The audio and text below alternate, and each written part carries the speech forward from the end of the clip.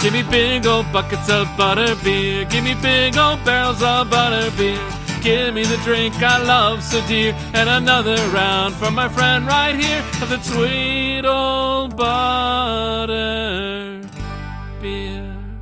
Welcome to the Three Broomsticks. We invite you to pull up a chair, grab a butterbeer, and settle in for a hearty discussion about Harry Potter. I'm Irvin Cakeman. I'm Sophia Jenkins. And I'm Aurelia Lieb. And I'm delighted to welcome a returning guest to the pub today. Welcome, Natalie Candido.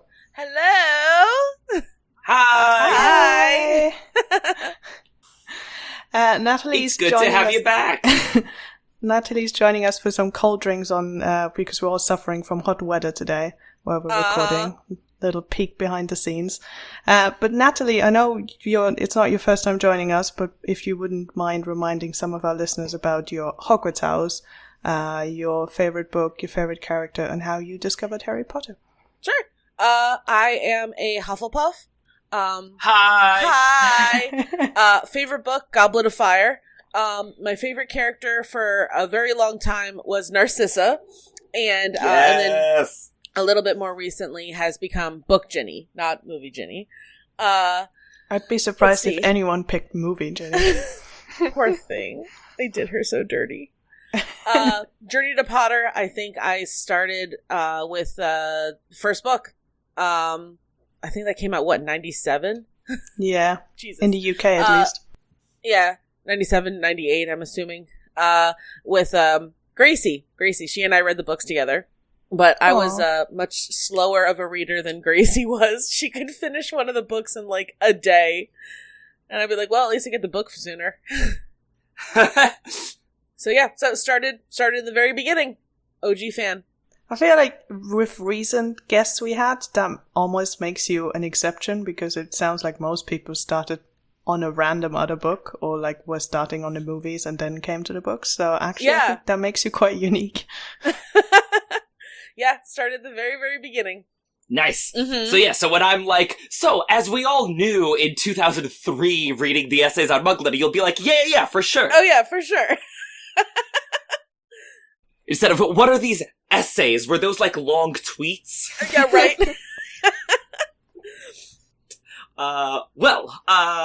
We're very glad that your favorite character is, or was, Narcissa Malfoy, because would you believe that today, for episode number 66, we've gathered to discuss the one, the only, the incomparable Narcissa Malfoy.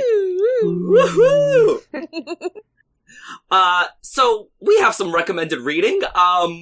The most recommended reading isn't actually out yet, but I recommend you go pre-order my upcoming book about the Malfoys. Malfoy, the Most Treacherous Family. It is releasing September 23rd, wherever books are sold. So go pre-order it. It's a big help for me. And you can go to my, the website, malfoys.com, like just their last name, for more info. I'm surprised you got that domain. Well done. I know. I was looking at my domain for the site and I saw that one was available and I was like, wait, like, did I misspell Malfoys? Right?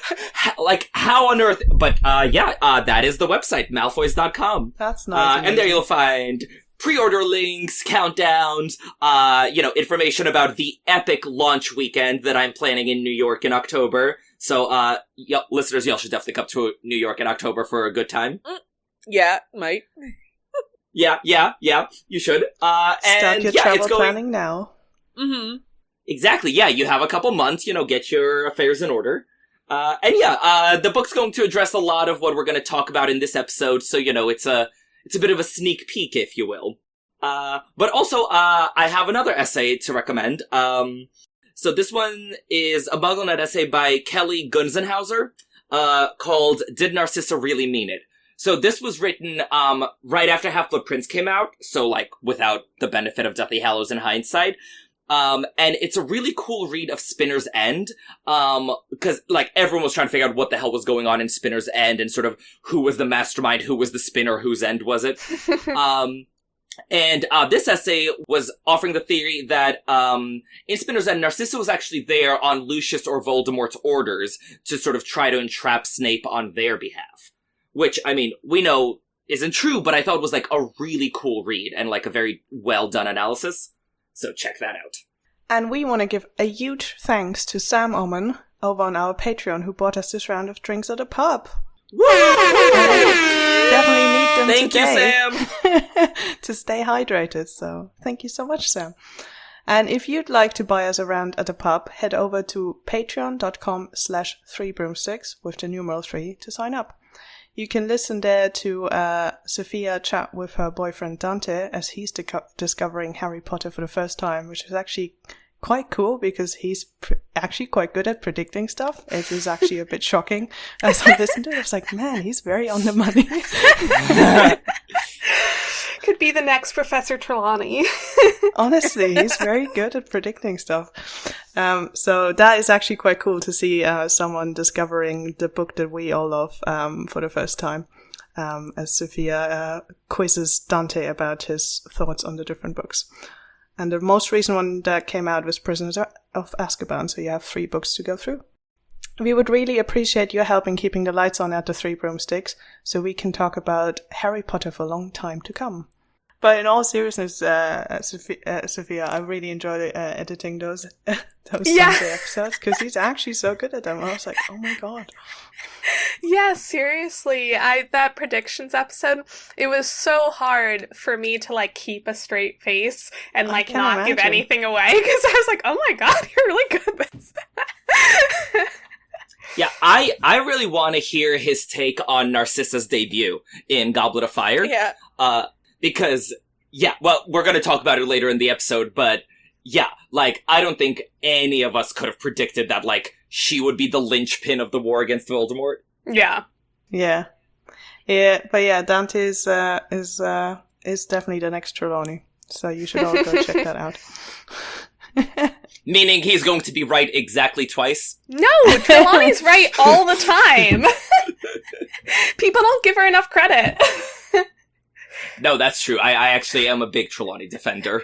Yeah. It's quite funny because he will start out saying something and I'll be like, that's so wrong. And then like he takes a turn and I'm like, oh my god, that's so on the money. Also, his love for Quidditch is only paralleled by Hollywood. Yeah, anyway. Seriously. Aww. That's lovely. I'm rereading Chamber of Secrets in Russian right now, and like Oliver Wood's mania in Russian is somehow a lot funnier to me. Just like there are certain turns of phrase where it's like, you know, the gleam of fanaticism was shining in his eyes, and we're like, yeah. Yeah. So yeah, go check out our Patreon. Yeah. And now, let us offer a toast to the comments on episode 63. This episode was, What If Harry Potter Was a Rom-Com? I actually just finished listening to it. It was very good fun. It was hilarious. So we're going to raise our glass to commenter Irene G, who said, My favorite rom-com animated movie is Shrek. You have the catch the wrong thing at the wrong time, embarrassing moments, enemies to lovers, forced proximity, a meet cute with a donkey and a girl dragon. Irene is correct. Yes, Shrek is a perfect rom-com. I never thought of it as a rom-com before, and it totally is, and it is a great one. Yes, I love it. Yeah. And also, like, Shrek 2 is every rom-com sequel ever, where, like, you have to meet the in-laws, and you're not worthy of them, and, like, the father gives the guy a hard time, and the guy's like, maybe she'd be better off without me with her old flame, and then it turns out she loves him after. Like, again, it's every, like, rom-com part 2 ever. I feel like I need to rewatch Shrek. They knew exactly what they were doing. Mm-hmm. Well, although, I might argue my favorite animated rom-com is actually Tangled. That is a really good one. Right. Like, that is pure rom-com, like, you know, the meet cute, like, they're going on an adventure, and they don't get along, but then they both improve, and it's so sweet, and then you have the lights. Oh, I love Tangled. Tangled is great. Guys, what about the rest of you? Favorite animated rom-com? Oh, God. Putting me on the spot here. Yeah, I've not seen a lot of animated movies in general, I think. Let's see. I mean, some of the other Disney ones are pretty good. I really like Princess and the Frog. That's a cute one. That is a cute one. I like Wall-E. Irvin, tell us how you really feel. Diplomatically, not among my favorites. Yeah. Well, I think I like Tangled better, but you already took that. You're allowed to repeat. Okay, well, I'm just putting out I'm putting out other possibilities. I mean, I thought of something. How to Save Your Dragon? Isn't there like a dragon rom-com in it? I think what is it? The second one? The third one. The third one. Okay. I'm going to reiterate my but okay. I don't think I've actually seen the movie, but like I think I was at like a panel at New York Comic Con where they were like showing first bits of it, and I was like, oh, so the third one is about romance, and then I never watched it. I mean, I'd say my favorite, because there are a lot of Disney movies, like most Disney movies have romance in them. I really love Mulan. Do I think it's like a rom-com? There's rom and there's com, but I'm not sure like the romance is the main focus of the movie. No, it's not a rom-com. It's like miscongeniality. Like it's about a woman and like there's a bit of romance. Yeah, I'd say not a rom-com. What about like Hercules? Does Hercules count as rom-com? More so. More so. I do really like Hercules. But I think Tangled and Princess and the Frog are more like, the romance is more like the focus. And there's another focus in there too. Like the main female leads have their own like things that they want outside of the romance, but at the end of the day they find that the romance is, you know, a big part of what they want and need in their life. So it's like, I'd say the romance is much more central in those two. Yeah, I'd actually say most of the Disney animations aren't really rom-coms. I think a lot of them are romances. Yeah. And a lot of them, like, are romances with comedy, because, you know, they're kids' movies and they're animated. But, like, you know, I wouldn't ever say, like, Beauty and the Beast is a rom-com. Like, it's No, that's really more for romance. But, like, some of them are more rom, some of them are more com. But I think, like I'd say... And some of them are like, they have the rom and the com, but something else is the main focus. Mm-hmm. Like, there's a lot of different, it's like a recipe that has, like, more, like, you know, the cooks have put more of one thing or the other in there, you know, but all of them have a bit of rom, a bit of com, a bit of something else.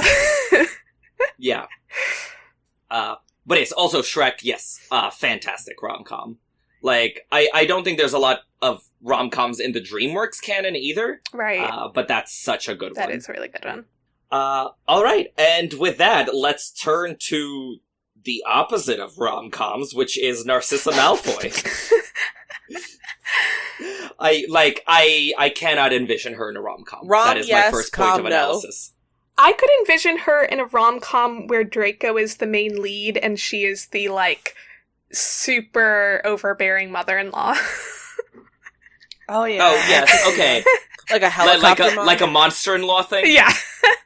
Yeah. Okay. I could see Narcissa giving Jennifer Lopez a hard time, but I cannot see her as the lead in a rom-com. No. But actually, I think that's a good note to dive in on. So one of the interesting things about Narcissa is her marriage to Lucius, which, like, actually seems to work really well. Like, I mean, they're both terrible people, but they're terrible in a very compatible kind of way. Don't you think? What evidence do we have, like, of their marriage? Like, I feel like that's mainly vibes-based. Like, we don't really see them together much. Yeah. I always depicted it also as in, like, it's almost like an arranged thing because there's not many pureblood wizards, and then she just has to put up with it with whatever it is because you just have to sort of save face. Like, I think that she... Like, I don't think that she... I think she loves Lucius, but that's also just vibes-based. But I don't... Well, I don't know that that's just vibes-based. Okay, what's your... what's your evidence? Well, the fact that she defends Lucius, like, you know, even against Bellatrix, like in Spinner's End, you know, she, like, pauses Bellatrix's tirade to be like, don't you dare blame my husband. Yeah. And there's the fact that, throughout Deathly Hallows, like, she doesn't cut and run at any point. Like, we never see any fracturing between them. We never see disagreement. We never see that he's sleeping on the couch. But we don't see much. We just never see them much. I mean, that's the downside. We see them like side characters a couple times. I mean, I don't think she would cut and run because she would be killed. So I think that is, yeah. But also, I do she would only cut and run if she could take Draco with her. I think Draco is more what keeps her in place than Lucius. And, like, I think Voldemort would kill both of them if they ran. So, Well, no, I don't mean, like, running away from it all. I'm saying ditching Lucius. Like, I'd say by Deathly Hallows, like, she isn't served by being married to Lucius. Like, Lucius is but it's also emasculated. Too late at that point. On what? I don't think so. Like, I think in Deathly Hallows she could have been like, okay, Lucius, like, this is over, we're done. Like, you're not a wizard, you're not a man, you don't have a wand. Like, this is over. I don't think Voldemort would, like, that is not an option. If she does that, Voldemort kills her on the spot. So I don't think it's an option. Why? Why would Voldemort care? Because she would want to take Draco with him. And if anything, the only, like, power over Lucius that Voldemort has, aside from also killing him, is the family. So I think it's not an option for her at that point to consider leaving Lucius. I think if anything, she would have had to do it in Half-Blood Prince. But why would Voldemort need power over Lucius? Like, Lucius is a non-entity in Deathly Hallows. But I just don't think for he Narcissa, wants to punish. He wants to punish Lucius, and that's why he keeps on, like, in Deathly Hallows, like, making Draco, like, you know, do Cruciatus Curse on people, and, like, just, like, sort of making fun of Draco and stuff. Like, I think that he is continuing to use Draco to punish Lucius. And also, like, Narcissa and Draco know too much. Like, I don't think that he would let them just, like, I think he knows that if they left Malfoy Manor, like, that they would be more likely to be susceptible to people in the Order of the Phoenix coming to them and, like, trying to get information from them or, like, trying to get them on their side. Like, I think he knows that they would be susceptible to that. I don't think he would let them out of his orbit. But also, Draco isn't in Malfoy Manor. He's at Hogwarts. Where he's also Voldemort isn't there either. Like, Voldemort isn't in Malfoy Manor.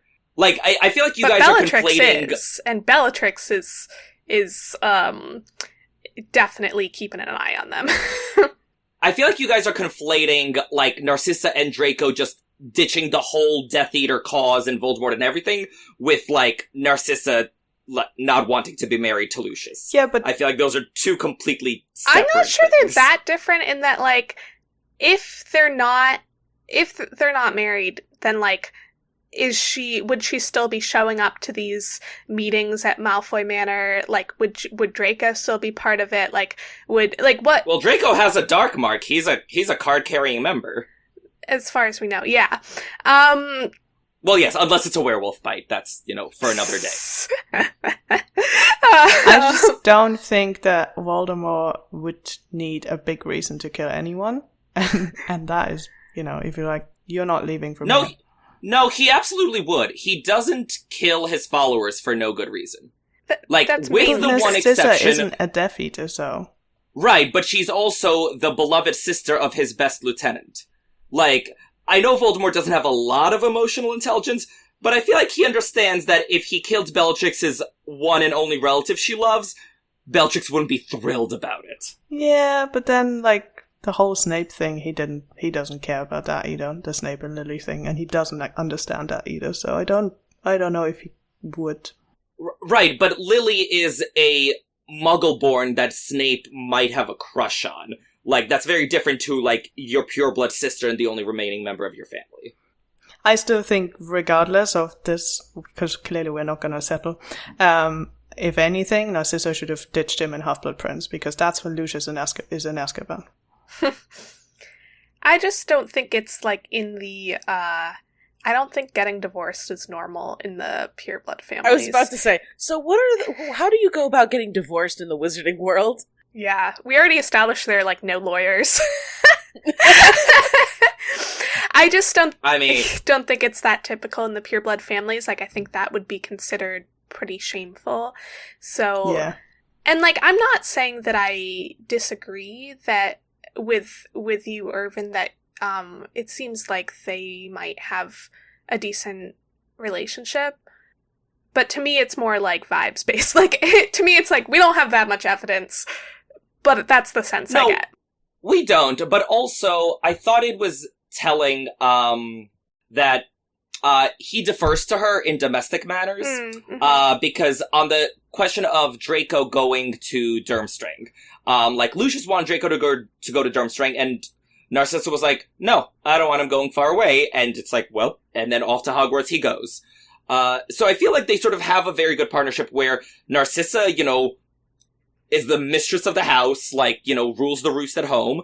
Lucius goes off to hobnob with fancy people, trots her out as needed, as we see at the Quidditch World Cup. And I just feel like it's a partnership that really seems to work for them. Like, we never see any adverse signs. And so I would say that absence of evidence is somewhat evidence of absence in this case. But also, like, Narcissa is a very emotionally distant person as far as we see her. Like, Lucius is definitely the more emotional person of the two of them. So Narcissa is very sort of cold and distant, so we don't really see that much of her. Stoic? No, Stoic I raise you cold, Spinner's I think, End. are different. I don't think Narcissa's cold and distant at all. I think she's good at compartmentalizing, so whenever we see her and she's with the Death Eaters or with Harry or basically with, like, people that she needs to put on a face for, she does. But, like, again, as we see at Spinner's End, like, she is not cold and distant when she's with her people. Yeah, I think that's probably true. Or at least when she's desperate enough, which is what we see in Spinner's End. Yeah, I was going to say, that is a very exceptional from that the is, situation. Yeah, I think that could be a big exception. Or it could not be, we don't really know. Because that's the only time we see her, like, not in a... the only time we see her in, like, a small group of people who she knows very well. An intimate gathering, An intimate gathering, yes, of people she knows. and presumably has some fondness for. Yes. At least. And rats who are spying, but... Yeah, they don't count. They don't count. Yeah, I mean, we don't have any sign that it doesn't work, but we don't know much. Mm-hmm. Yeah, absolutely true. So, on the subject of marriage and babies, I thought we could talk about, why and how she isn't a card-carrying member of the Death Eaters. Because, like, so many people in her orbit are. But Joe confirmed, no, she never had the Dark Mark and was never a fully paid-up member. However, her views were identical to those of her husband until Voldemort planned the death of her son. That's from the Bloomsbury Live chat in 2007. So I think there's a couple reasons why she's not a full-fledged Death Eater. The first is that, I argue Voldemort is a misogynist, and it takes some hoops to jump through for a woman to join up. The only two female Death Eaters we see are Bellatrix and Alecto, who both had a husband or a brother to vouch for them. So I feel like, sort of, if it took a lot of doing for Narcissa to join up, like, I don't think she's motivated enough to do so. I would say, on that point, that I think that Voldemort believes that women are, like, less cruel and violent than men, and the only women he will let join are people who are, like, absolute sociopaths. Like, absolutely insane, crazy sociopaths. And that he looked at Narcissa and was like, And also, they're not parents. I wonder if he kind of knows that being a parent is, makes you less likely to act in certain ways, especially towards children. Well, but Narcissa didn't give birth until she was 25. So, like, plenty of time to join up. Sure, plenty of time, yeah. So old. Yeah. But Yeah, I mean, that's true. But I think that, I think that he has this thing of, like, I agree that he's, like, with men, he's like, yeah, they're more likely to just be violent, and with women, he's like, they have to be truly insane. And she doesn't quite get to that point. What? Like, I said, what if she just simply didn't want to be a Death Eater? What if it was like, oh, this is my husband's thing, I'm gonna support him, like, I'll listen to everything that you have to say, but it's just not my thing. I'll support you, I'll go to the meetings, I believe in it, but I'm not gonna fully dive in. And that's almost a black family tradition, isn't it? Because most of the blacks, aside from really Narcissa and, Regulus temporarily, are like, yeah, we think he's the point, but we're not going to join the Death Eaters. It's almost like they were trained or taught from a young age to believe that kind of thing, but it's not like something that that's gonna be like their whole standing. Right. Well, so that's kind of what I want to say is I think in the case of Narcissa, Voldemort might be right. She isn't a violent sociopath. We never see her give any indication that she enjoys hurting people. Mm-hmm. Unlike Bellatrix and unlike Lucius, who both are very upfront that they enjoy a bit of torture here and there. So yeah, I think that's probably the biggest reason she didn't want to join is, like, she doesn't want to get her hands dirty. She's very much the, like, well, yeah, sure. Like, I'm here for the cause. I'll, like, make you a nice banner at home. I will, like, feed the troops and all that, or my house elf will. But, like, I don't think she particularly wants to be in battle, torturing her opponents. So I think that's probably the biggest reason she didn't want to join, is just the lifestyle didn't appeal to her.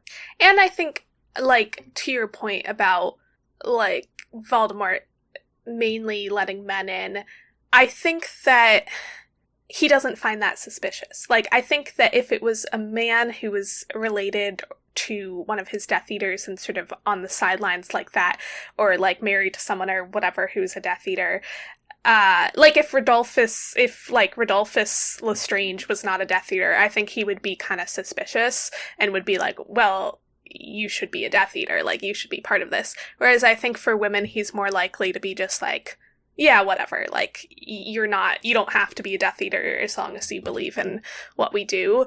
And I think maybe some of that comes back to, like, the time period in which he was born, and, like, we see even, like, what Hogwarts looked like when he was growing up. Like, the Slug Club was originally, like, all men, all Slytherins, like, and we see that most of the people in that Slug Club turned out to be Death Eaters. Like, it seemed like the people he surrounded himself with and who were given that sort of favored attention and place by Slughorn were other Slytherin men. So I think he was, like, raised with this idea of, like, men are the ones who are gonna be my main Death Eaters. I don't know if it's entirely societal. I think it might just be, like, his mommy issues. Like, the fact that his mother, died in childbirth, that she was, quote, too weak to keep herself alive, like, and all that. I feel like that just, because of his disdain for his mother and what she did, I think he just sort of extends that blanket prejudice to all women and just, yeah. I think it could be a combination. Doesn't think very much of them. And also, like, we could say he's a misogynist, but we could also say that he's, like, looking at the evidence, because, like, the truth is, even in today's society, men are more likely to commit violent crimes. Like, that's just statistically what we see. So he might just be like, well, this is, these are, this is my pool of people. Like, and it's not that women don't do it, it's just not as common. So, I don't know. Yeah. But also, the third reason why I think Narcissa didn't join would actually be, dynastic considerations. Which, you guys said that, like, well, it's because she was a mother. See, I think the causality runs the other way. It's not that she didn't join, like, because she was a mother. I think it's she didn't join so she could be a mother. Mm. Because, so, like, if we look at, like, the Black family and, like, where she is, right? So, picture it. It's 1973. she graduates Hogwarts, aged 18. So, at 1973, Andromeda has already been blasted off the family tree. She's already run off, because Tonks is actually born around the same year, around 73. Mm-hmm. Bellatrix is 22 at this point, and already would have been, I'm assuming, all the way in on the whole Death Eater thing, with no sign of, staying home to pop out black family heirs. And cousin Sirius had already run off and been disowned, which happened 7 years prior. So at this point, give or take her cousin Regulus, it's up to Narcissa to carry on the family line of the Blacks. And so she does exactly that. She gets herself a nice pureblood husband. And I don't think it was arranged or anything. I think she, selected a perfectly eligible, pureblood bachelor from the limited pool. And she focuses on family. And so she gives birth to Draco at age 25, which, I mean, compared to a lot of her contemporaries, is practically an old maid, because Lily and Andromeda both popped kids out at 20, and Molly and Arthur also, eloped and started having kids the next day. But still, kid at 25 suggests that, she didn't wait, overly long to, work on that project. Yeah, it's interesting because she's not really, I don't think that they would consider her to be passing on the Black family name because she's not. Because it... Not the name, but the line. Okay. I don't know if that's considered part of the same line or not, but I do think that, if I'm even just thinking from Voldemort's point of view, he wants more pureblood kids. So that could also be a reason he doesn't want as many female pureblood Death Eaters, as he's well, we don't want anything risky happening to you. You're the ones who have to carry on, to bring more purebloods into the world. Which does make it interesting why they only have one kid. But I guess maybe it was just I don't know what the rules are for splitting inheritance, but they might be well, we have one male kid, we don't want to have to deal with any others. Yeah. We talked about this on some podcast at some point. I don't think I was there. Why so many pureblood families only have the one descendant, why we hear so often the last member of the and it's well, in Muggle nobility or aristocracy or whatever, you needed an heir and a spare because, odds were good your one kid would die of smallpox or tuberculosis or be beheaded in a war or whatever. With magic, where, presumably the kids are not all dying at age 5 or, dying of consumption at age 18 or whatever, you don't need as much of a spare for your heir. And again, you don't want to split up the, all the family assets. Yeah. So I think that explains why there's so many more only children. What about genetics? Incest. There's only how many pureblood families are there? There are quite a bunch. There's a, quote, sacred 28, but that's not an exhaustive list. Yeah. But I mean, cousins marrying cousins, after a while, you lose, at some degree, the ability to continue reproducing. Yeah. So, and that's also what made Lucius such an eligible bachelor, is that the Malfoys did reproduce with half-bloods, fairly regularly. Mm-hmm. So their genetics were, much more diverse than the Gaunts and the Lestranges and such. Yeah. I would say, part of that is just modernity, not just magic, because by the time we're getting to Draco's generation, it's not consumption is a big problem. So no, but I mean, even you look at the British royal family, you need to go to 50 something in the line of succession to find an only child. Everyone has at least an heir. Yeah, that's true. But honestly, being a wizard seems almost more dangerous than being a muggle, so I'm not sure if that's their philosophy. I'm not sure that that it worked so well for them. Well, to bring up Mulan a second time in this podcast, I definitely think there's an element of, the men by bearing arms, the women by bearing sons. Mm-hmm. I definitely think that is sort of a consideration for the purebloods. Yeah. I don't even know if it's so much a consideration for Voldemort, just because I don't know how genuine Voldemort's bigotry against Muggleborns is. I always thought it was more of a mercenary outlook of him adopting that prejudice. But I definitely think that from the point of view of the Blacks, and the way Narcissa was raised is you are, a pureblood woman who is almost royal from the toujours per House of Black. It is your responsibility to have more pureblood babies and ensure that the purebloods don't die out. Mm. So I definitely think that, from not a Voldemort consideration, but from a familial consideration, Narcissa would have really emphasized, again, popping out the pureblood babies, because, again, her sisters weren't exactly doing that. Yeah. Yeah. Okay. So that's, Narcissa's marriage and babies. Did we want to talk about her familial relationships with the Blacks? Sure. Mm-hmm. Yeah, sure. Yeah. So she's the youngest sister of Bellatrix and Andromeda, and just thinking of her growing up in that household, it can't be easy growing up with Bellatrix as your older sister. No. But I think we see a lot of the effects of her growing up with Bellatrix in the way she manages people and conducts herself. Specifically in the scene at Malfoy Manor. The Malfoy Manor scene is just, peak Narcissa, she's just in command of the scene. And so, if you specifically look at her in the scene, right? She cedes the floor to the bigger personalities. Lucius and Bellatrix are snarling at each other. They're like, rah, rah, rah, I have the authority. I'm calling Voldemort. No, I'm calling Voldemort. You lost your wand. And Narcissa's like, okay, yeah, they're gonna do their yelling thing. I think she's used to sort of Bellatrix being the center of attention. But she does make sure to keep them in check before they actually do something, really effing stupid. Because when Lucius is all like, wee! Oh my god, it's Potter, call the Dark Lord!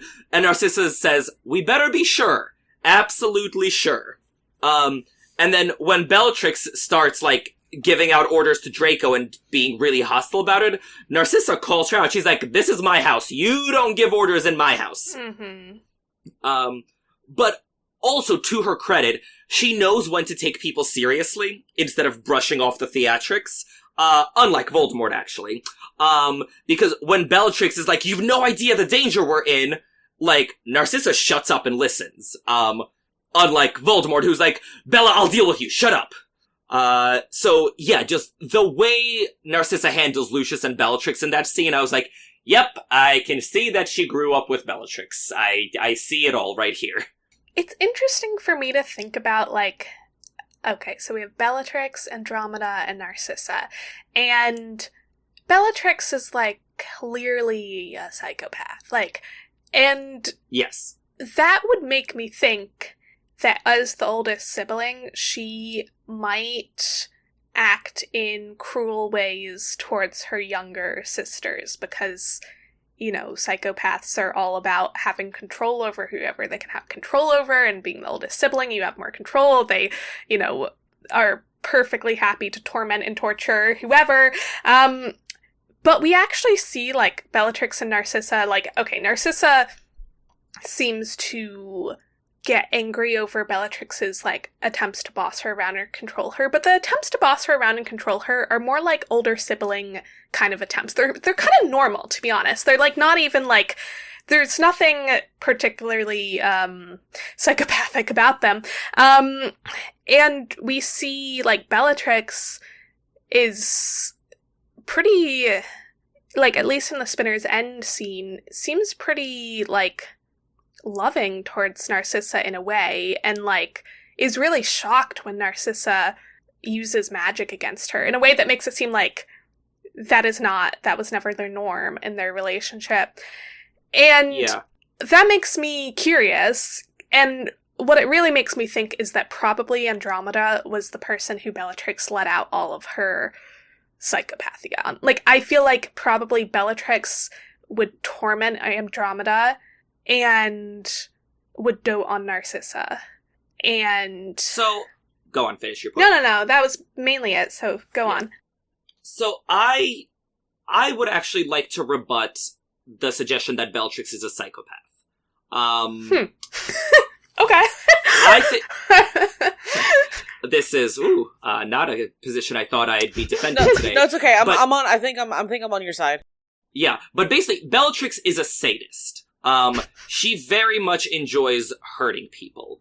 And so because she is a sadist, and because she's a little bit extra, we could say, and, also we see her post-Azkaban where she is, a little bit crazier than she once was, perhaps. But I don't think that just because she's a sadist who has a big personality, that we can say she's a psychopath. Bellatrix seems completely in touch with reality. Bellatrix seems to understand love, specifically to Narcissa, and also towards Voldemort in a really weird way. She understands how relationships work. I don't think there's really evidence that Bellatrix is psychopathic. I think she's just sadistic, and a lot, and so we use crazy as shorthand. So, if we, rebut or the premise that she's a psychopath, I don't think there's any indication she would hurt Andromeda, and we know she wouldn't hurt Narcissa, because in Spinner's End, when Narcissa raises her wand, Bellatrix is like, Sissy, your sister, you wouldn't. To Bellatrix, hurting your sister is completely beyond the pale. It's not done. It's something she can't conceive of. And I think before Andromeda went apostate, she would have looked similarly upon Andromeda, as in, you don't hurt your sisters. I guess I don't 100% know the difference between, I don't know that sadistic is like a diagnosable, I guess I just don't know, from more a psychology point of view, whether someone who is sadistic has at least some sociopathic, is somewhere on the scale of sociopathy and or psychopathy or whatever. I guess I just don't know enough, and this is, I literally don't know what the diagnosis would be if someone is that level of sadistic, of if they necessarily fit on one of those levels. But it's not like people with psychopathy or sociopathy don't understand the human, they are perfectly capable of playing the game of emotions and love. They're perfectly capable of acting it. And I would say that Bellatrix with Voldemort is more obsession than love, than true love. But with Narcissa, I do see something like love there. I mean, the if we're taking it at face value, because also it could be that she's, I don't know. If we're taking it at face value, then I think there is something like love there, but I don't know. She's complicated. I'm not sure. I have a question that, prior to, Azkaban, Bellatrix, do you think that she would have tried to kill Andromeda for leaving? Because I can't recall any form of attempted violence for her sister literally running off with a non-pureblood. So, the short answer is we just don't know. Yeah. There's we don't know enough about the period to say True. That, she didn't or she did. But my view of her vendetta against Tonks, which I assume is the parallel you're thinking of, is that she's furious with Tonks because Tonks brought shame to Bellatrix. Her vendetta only begins when Voldemort is making fun of Bellatrix, and the Malfoys is oh, you have a werewolf cub in your family now. I think that's when Bellatrix is I'm gonna kill her, this blood traitor who, brought shame upon my family. Well, it's not just that. That's post-madness, though. I think that's post-Azkaban madness. Prior to that, I think that clearly she was upset because she's taught at such a young age that you need to marry a pureblood, keep that family going, black magic, all that stuff. But she doesn't actively try to stop Andromeda or have some kind of vendetta against Andromeda. I mean, maybe she has anger. I mean, obviously she has anger and she's upset and she feels betrayed, but there's no violence towards her. I also imagine that Bellatrix might have had more going on. in the First War, I think sort of there was probably a lot more battling, a lot more for the Death Eaters to do. And Bellatrix was probably focused on rising through the ranks, rather than on carrying out her own vendetta. But also, I don't think this is her vendetta, because you're missing the part where Voldemort tells her, basically, to go kill Tonks. Like, not in those words, but he says, like, we have to make sure to, like, cut out the parts of our family tree that aren't, like, pure or whatever. Like, I don't remember the wording, but that's basically what he says to her after making fun of her. And that's when she decides to go kill Tonks. So I think that it's really just because Voldemort told her to. And I think that the only reason he, like you said, Irvin, I don't think Voldemort honestly cares that much about his pureblood stuff, but he knows that his followers do. And what we see in that scene is that, like, he is making fun of the Malfoys and saying, like, that, they don't want him to be in Malfoy Manor or whatever. And Bellatrix jumps in and is like, I am so devoted to you. I'm so whatever. And I think that it's just like, I think Voldemort just puts it out there as, like, a test of her, or like he knows that she feels this shame and, like, kind of enjoys shaming her and shaming them, and just, like, enjoys giving her things to do to try to prove herself to him. And I don't think he cares that much about Tonks. I think he just likes having that power over her to, like, make her do things to prove how much she is devoted to him. Yeah. Agreed. To bring it back to Narcissa. Right. Oh, right. That's who we're talking about. That's who we're talking about. I forgot. That was a whole detour. That's very helpful, because I'm actually trying to write a thing about Bellatrix right now, so I was taking diligent notes. But yes, back to Narcissa. On the siblings dynamic, because I happen to be the oldest of three, I can So you identify with Bellatrix a lot, is what I'm hearing. No. But I can sort of see a little bit of, like, I think something that maybe we haven't considered is the youngest of the family usually has a bit easier, because you can copy a lot what you see your older siblings, succeeding and failing at. So younger siblings often have, to a degree, a little bit of an easier path, because they're like, all right, this is how that works. This is how that works. This is what I'm not doing. This is, you have a little bit of a thing to copy from, because you're experiencing it sort of secondhand from that experience. And I can definitely see that with my younger sister. She was like, yeah, all right, I'll see how this works. I see how this works. Versus, as the older sibling, I, like, chose the secondary school I went to, and then both my siblings just were like, yeah, we do that then. And sort of that sort of stuff, where my parents were like, oh my god, stressful, we need to figure out how things work. And then it's sort of just as that's how it works.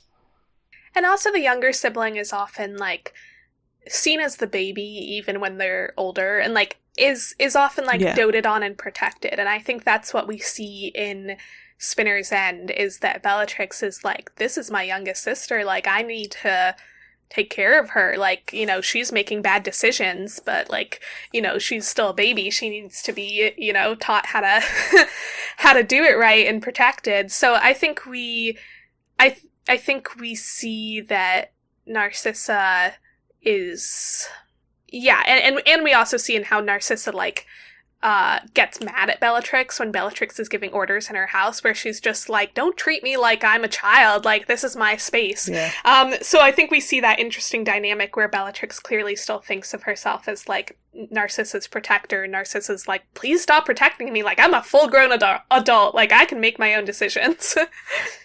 Yeah, I agree with that. What's the age difference between them, do we know? 4 years. Oh, that's not much at all, but okay. Yeah. But that's the same to me and my younger sister. It's 4 years. Okay. And there's definitely a little bit of where it's like, oh no, she's like an adult now. Right, like, right. Because when you're younger, 4 years is a ton. But once you're older, it doesn't make a big difference, but it's still, So I'm curious about Narcissa's relationship to the other baby of the Black family, Regulus. So, like, I always envisioned as the pairs of cousins being somewhat close. And so Regulus and Narcissa, I think, are a lot alike in their place in the family.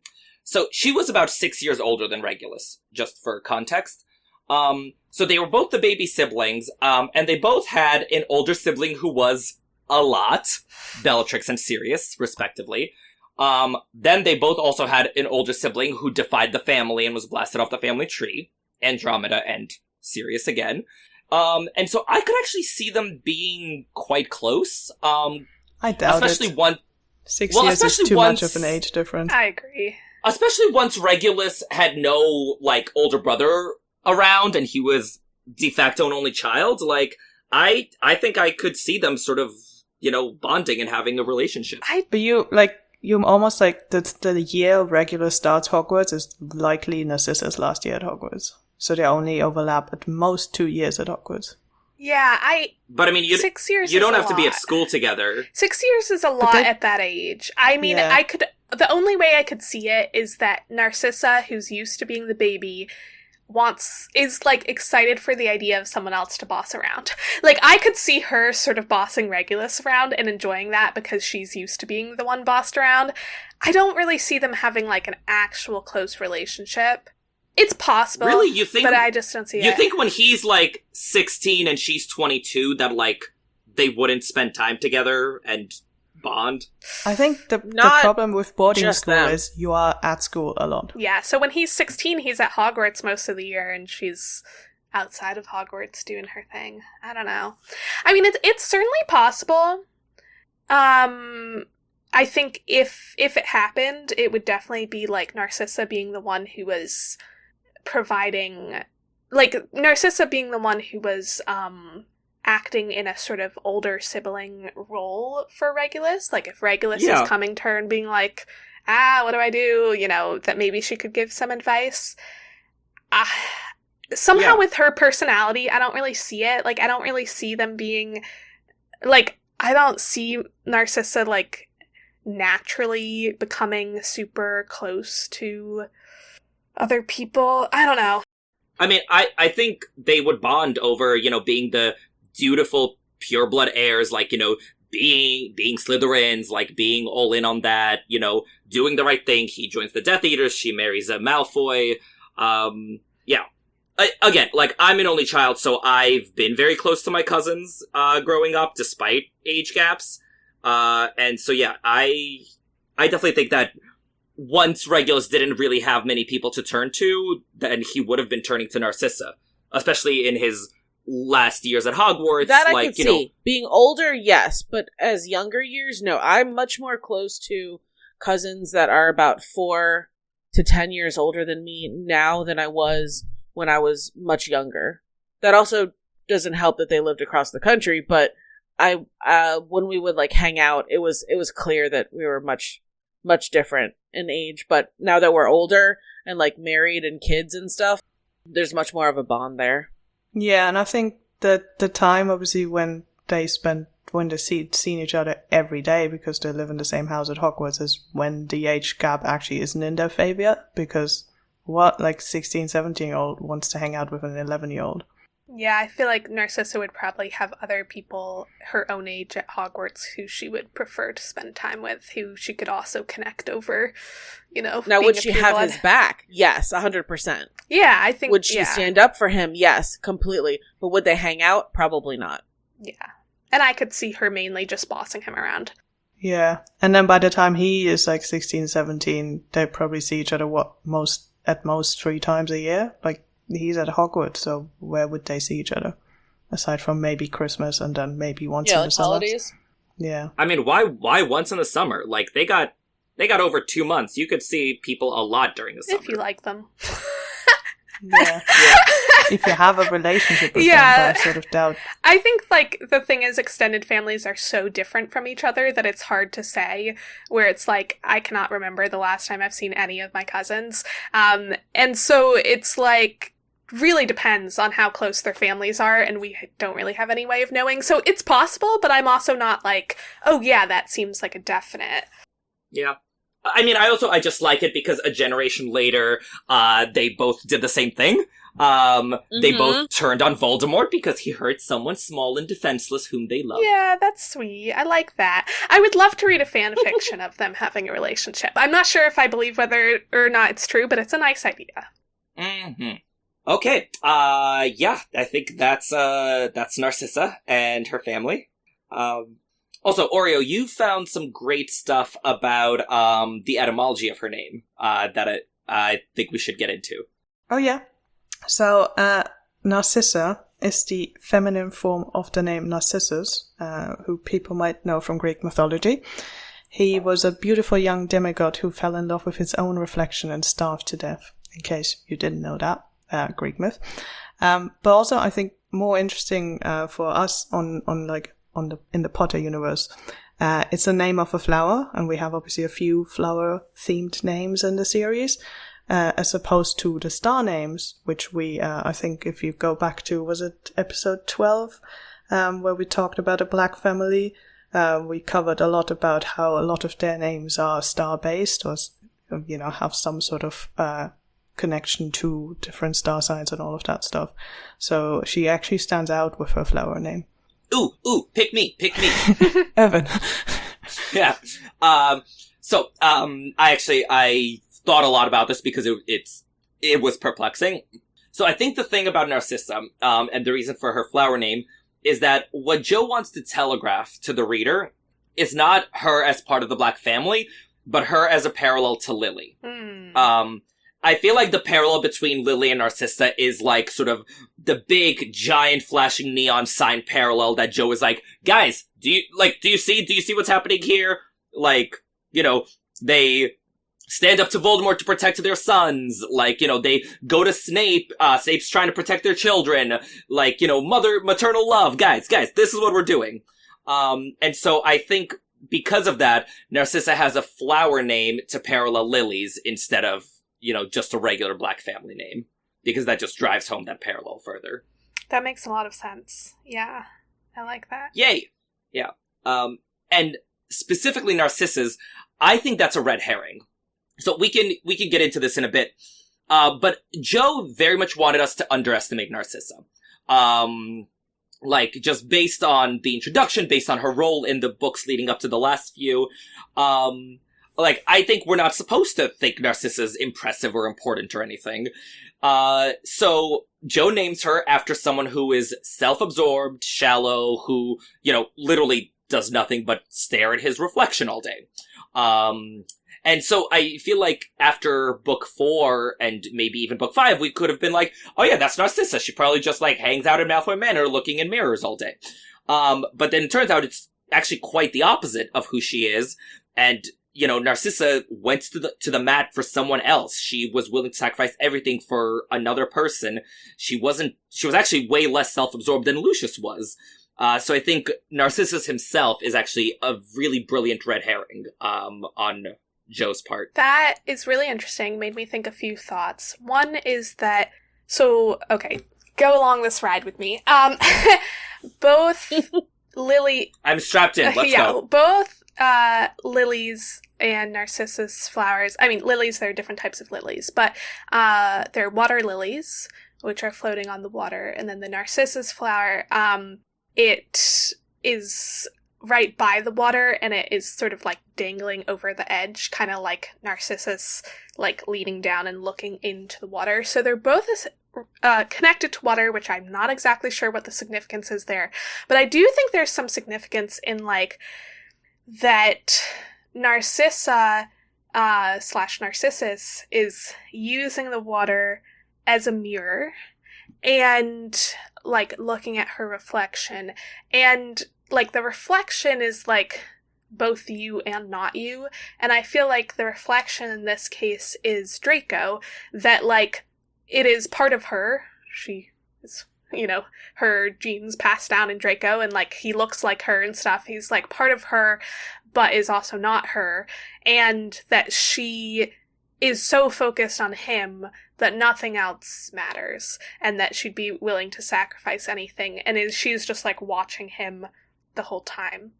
And also, like, in the Harry Potter series, mirrors don't really represent vanity. We see mirrors representing, like, it's often, like, looking into another world, or, like, something more spiritual, or, like, understanding ourselves more. We have the mirror of Erised, and Harry sees his family in that mirror. We have Sirius's mirror, and how Harry sees Dumbledore's eye in there, and, like, thinks it's Dumbledore, but it's actually Aberforth. And it's like, we have these mirrors that represent connecting, like, understanding ourselves and seeing our family and our loved ones in those mirrors. So I think that it's like a red herring where we think, oh, she's staring in the mirror, that's very vain, but it's more of like it's more symbolic, like the other mirrors in the stories, of like that is how you see what truly matters to you, and like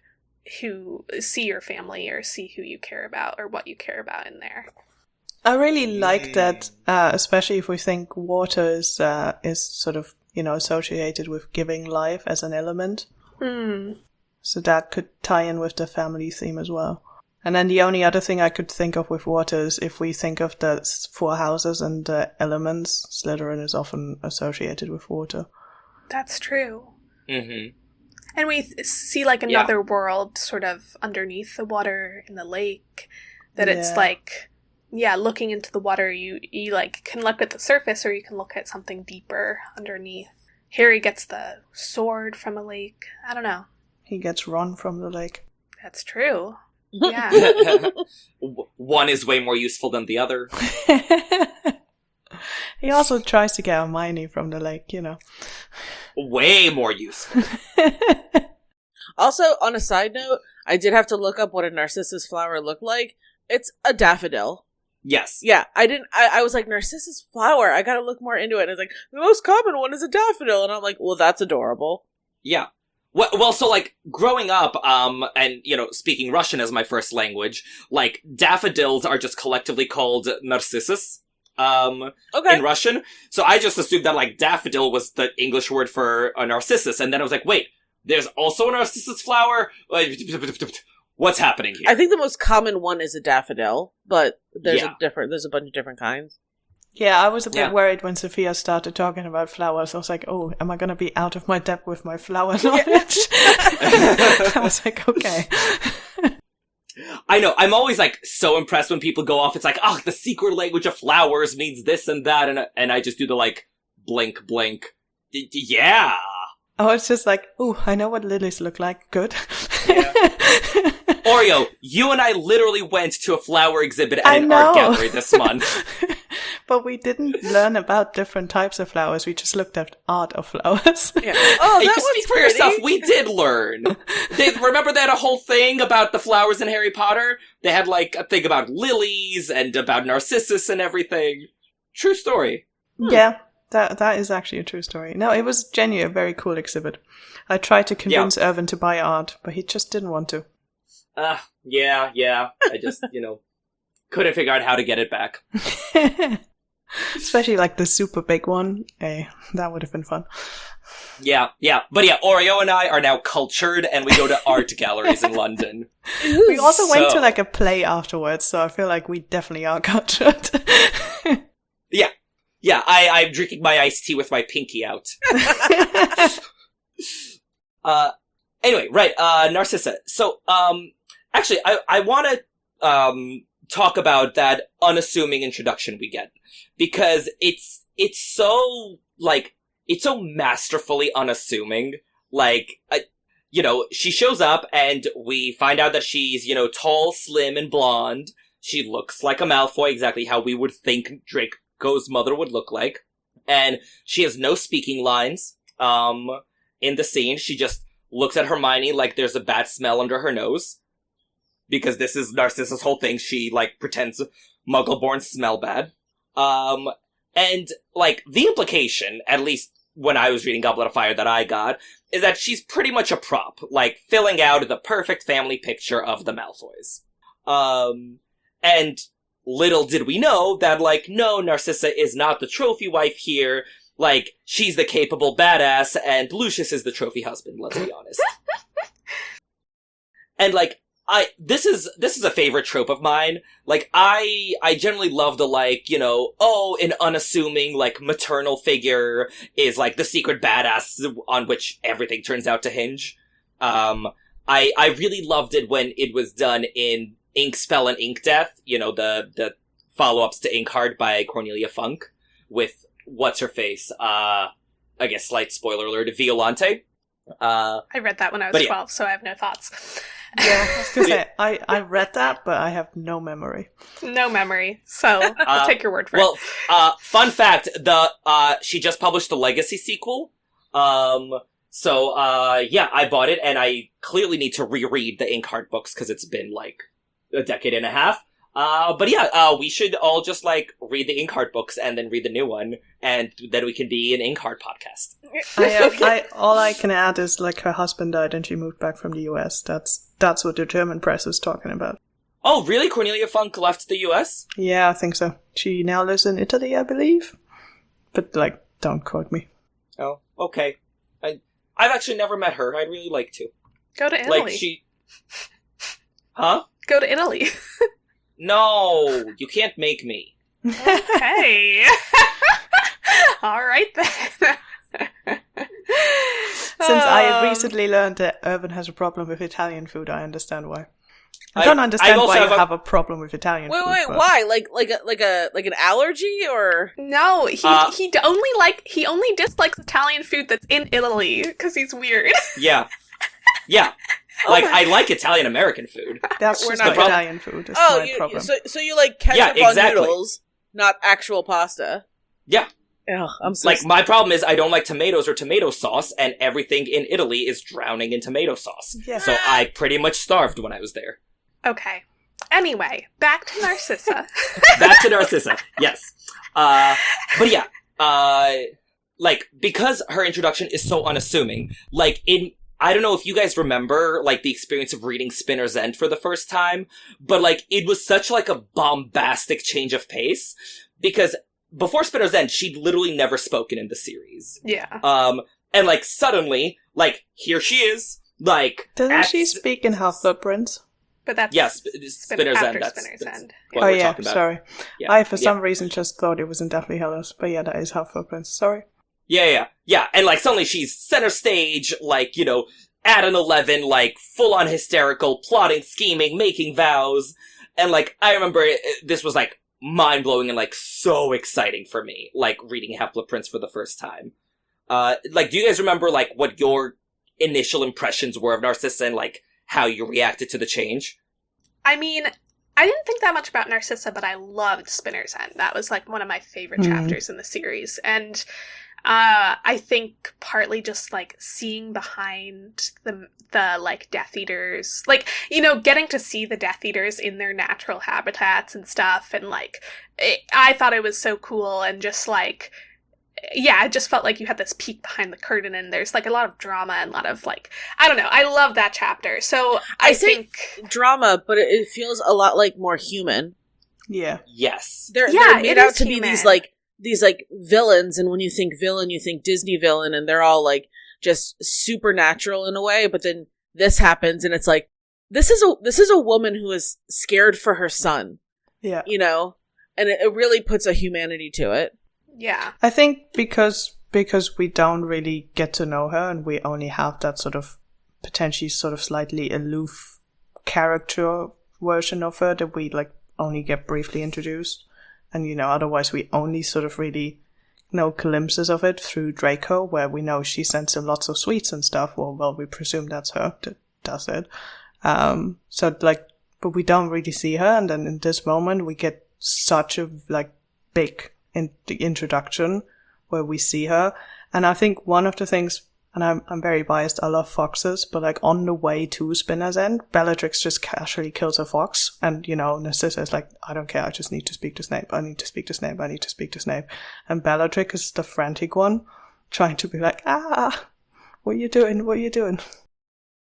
Yeah, I mean, Spinner's End is a huge change of pace for both of them, because at that point we'd seen Bellatrix in, like, the heat of battle, so seeing her be, like, human and affectionate is also a change of pace. Yes. Especially where we left off, like, in End of Order of the Phoenix, with her, like, killing Sirius and being, like, a total psycho. It is very, very different. Yeah. But also just the whole, like, that chapter is just really good. Yes. Actually, talk of Spinner's End. I wanted to ask you guys this. So, an old online friend of mine, was very firmly convinced that Narcissa went to Spinner's End to try seducing Snape in exchange for his help. Okay. Based on what? Yeah. Well, I'm so glad you asked. So there were two arguments for this. The first argument is that she knelt suggestively, and kissed his hand. Ooh, Wiggles eyebrows. The second argument, which my friend basically spelled out as, a woman does not show up on a bachelor's doorstep late at night asking for favors without an implicit offer. With her sister. Well, but like, no, the point is that, like, she didn't want Bellatrix along. I think, what was the term my friend used? Like, Narcissa's plan was ruined by Bellatrix standing there like a maiden aunt. Now... What century is your friend from? I know! Well, I think she's, like, you know, in her 50s, which actually makes her much, much closer to Jo Rowling. Like, she's a woman Jo's age, also from the UK, so I was like, I mean, she might have more insight into what Jo intended than I do, to be fair. But, yeah, I never personally, I never thought got this that held much vibe. water. But I thought I'd float this to the panel and see what y'all think. It has never once occurred to me. I mean, when was the book released? 2005, July. God, I mean, I'm showing my age, but I would have been a senior or graduated high school, and I didn't even get that vibe. So as an 18-year-old and not getting that hormone-y vibe, I don't think so. Yeah. I think so. It is very clear to me in that chapter she only has one mission and it's all about Draco. Now, Yeah, well, I can understand where a woman would put herself in that situation to protect her child. She would do anything for her child to make sure that they're safe. But I don't think that she was willing, or that she was offering herself to him. And Also, I don't see any I don't indication that he would be into that. Like, Yeah. I feel like if she did do that, his reaction would be like, what the fuck? Like, you know, like, I just, like... Yeah, like, woman, put your clothes on. Yeah, like, I I feel like it would make him intensely uncomfortable. Yeah. Right. Unless she dyed her hair red beforehand, and then we'd talk. Hey, me and your ex crush both have flower names. Yeah. That's good enough, right? So I could see her as in, like, as we say, in the name of protecting her son, she would probably do most anything. But I just don't see Snape being even slightly inclined to do that. Yeah, Right.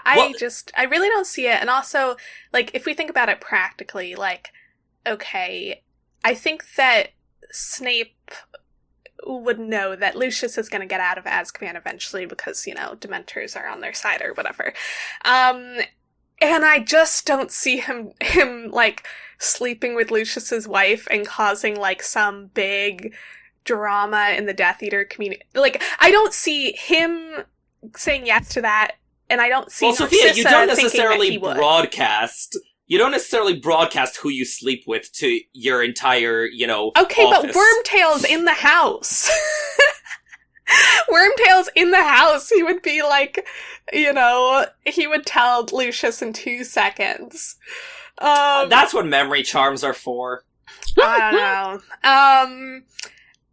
But I just think that it would, I think they're both too, like, I think Snape is way too practical of a person, and I think Narcissa knows he's too practical of a person to, like, ever risk that getting out or causing drama. So I don't see her thinking that it would be the best way to convince him to do anything for her, and I don't see him going along. Like, I just don't see, like, I think she knows Snape well enough to know that wouldn't work. So. Yeah. So, for the record, like, I think she absolutely would have done it. I do like, too! if she thought it... I just don't think that was her intention. Agree. Yes. Yeah. Like, yeah, my argument isn't that she wouldn't, but rather that she didn't. Yeah. Same. Like, she knows Snape well enough, to know that this wouldn't work. And so that's why I don't subscribe to this. Like, yeah, if it would work, like, in a heartbeat, like, she'd do that for her son, she'd do anything for her son. But she actually has a very good read on Snape. A surprisingly good one. And so I think that's why she takes a very different tactic. Yeah. Well, actually, like, talk of the tactics she uses. Rereading Spinner's End, I was intrigued by the way she appeals to him, because it's a very un-Slytherin-like way. So, like, normally when you're appealing to a Slytherin, a Death Eater, you know, you promise glory and riches or influence or power or whatever. But she never does, even though she has all those things to offer. Rather, she appeals to his vanity, right? She's like, well, you'd succeed. Of course you would succeed. But she also appeals to his affection. You know, she does the, like, you're Draco's favorite teacher, thing. And we discussed that she's very good at, like, you know, being buttoned up and presenting a good face for people, but she chooses to show vulnerability to Snape rather than try to, like, stay in control of everything. And it works, clearly. And so I thought that really sort of spoke to her emotional intelligence and how good she is at reading people and figuring out how to appeal to them, and specifically how well she has Snape's measure in this scene. Yeah. I think there also, like, I would say there's a bigger chance that she took notice of Snape in school, despite being a bit older than him, than with regulars, because A, the age gap isn't as big, but also Snape constantly had attention because the Marauders put attention on him, and we, you know, we only see the one moment when they are in 5th year, but presumably that sort of stuff happened more often where, you know, they have an audience watching Snape being taunted by the Marauder. So there might be a more of a thing where she just takes notice of Snape.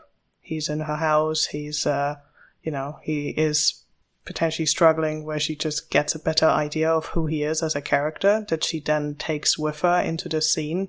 And then potentially also does, like, stories she knows then later on from Lucius, as well as her son, where she just, you know, puts all those pieces together which help her in this situation. I think it's interesting that, like, probably Snape has, I mean, we don't know much about his early Death Eater days. And Narcissa probably knows more, like, before Voldemort, was defeated the first time. But I think that at least in recent years, he is more of, like, because he's more of, like, a spy than, like, a field Death Eater, like, on the ground, you know, killing people, torturing people, whatever.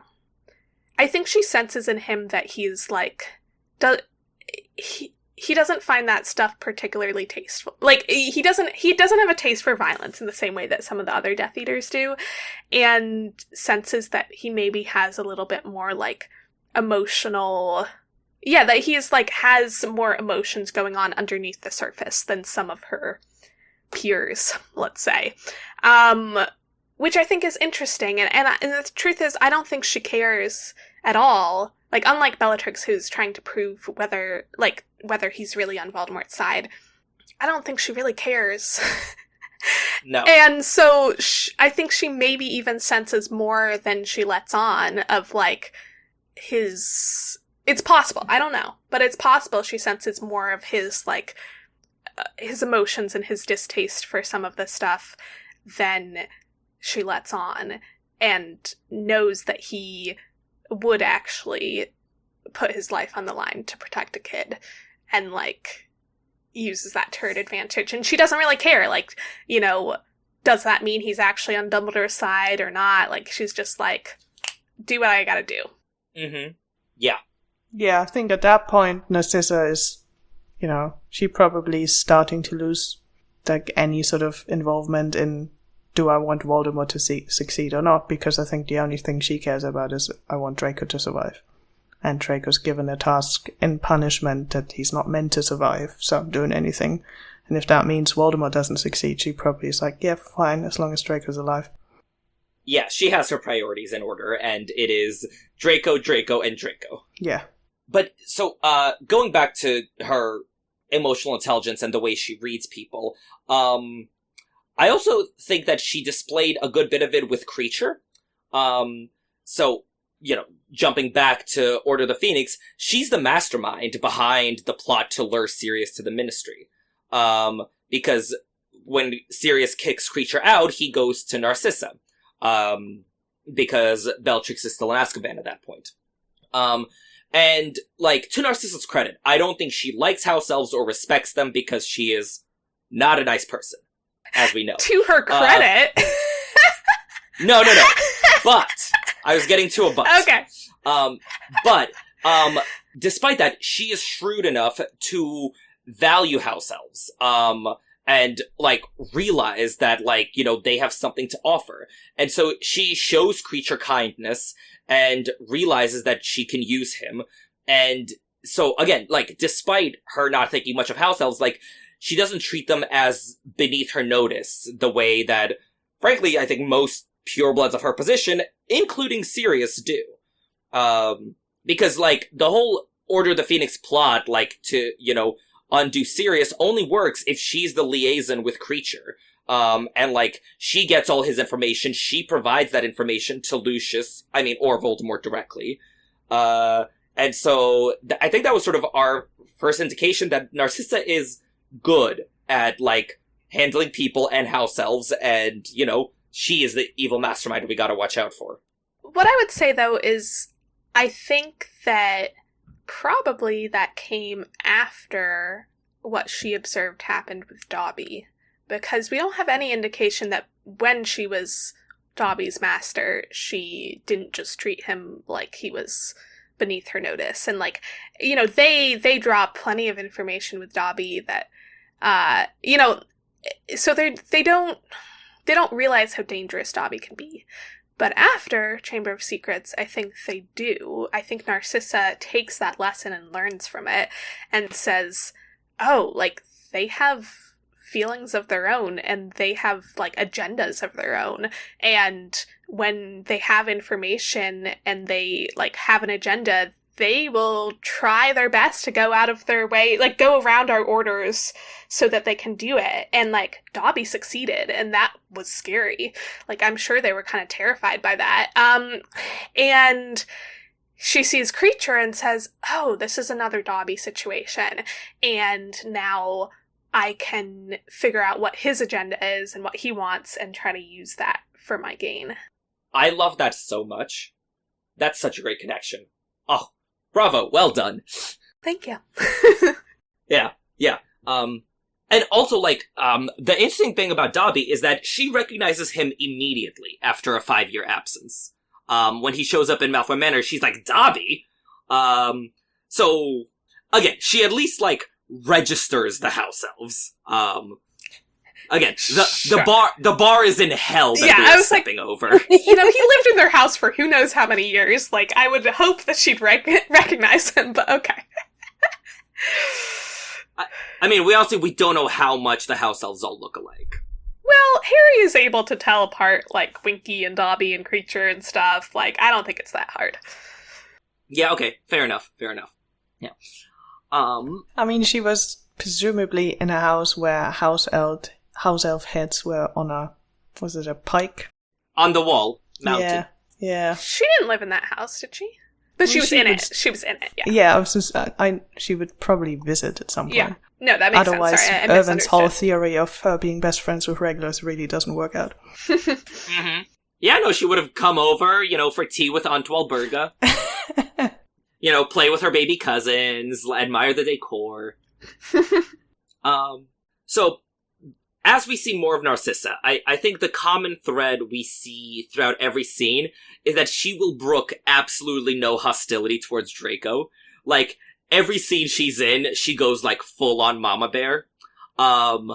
So, when the trio threatens him in Draco's detour, she's in public, and she just straight up says to the Chosen One, if you attack my son again, I shall ensure it is the last thing you ever do.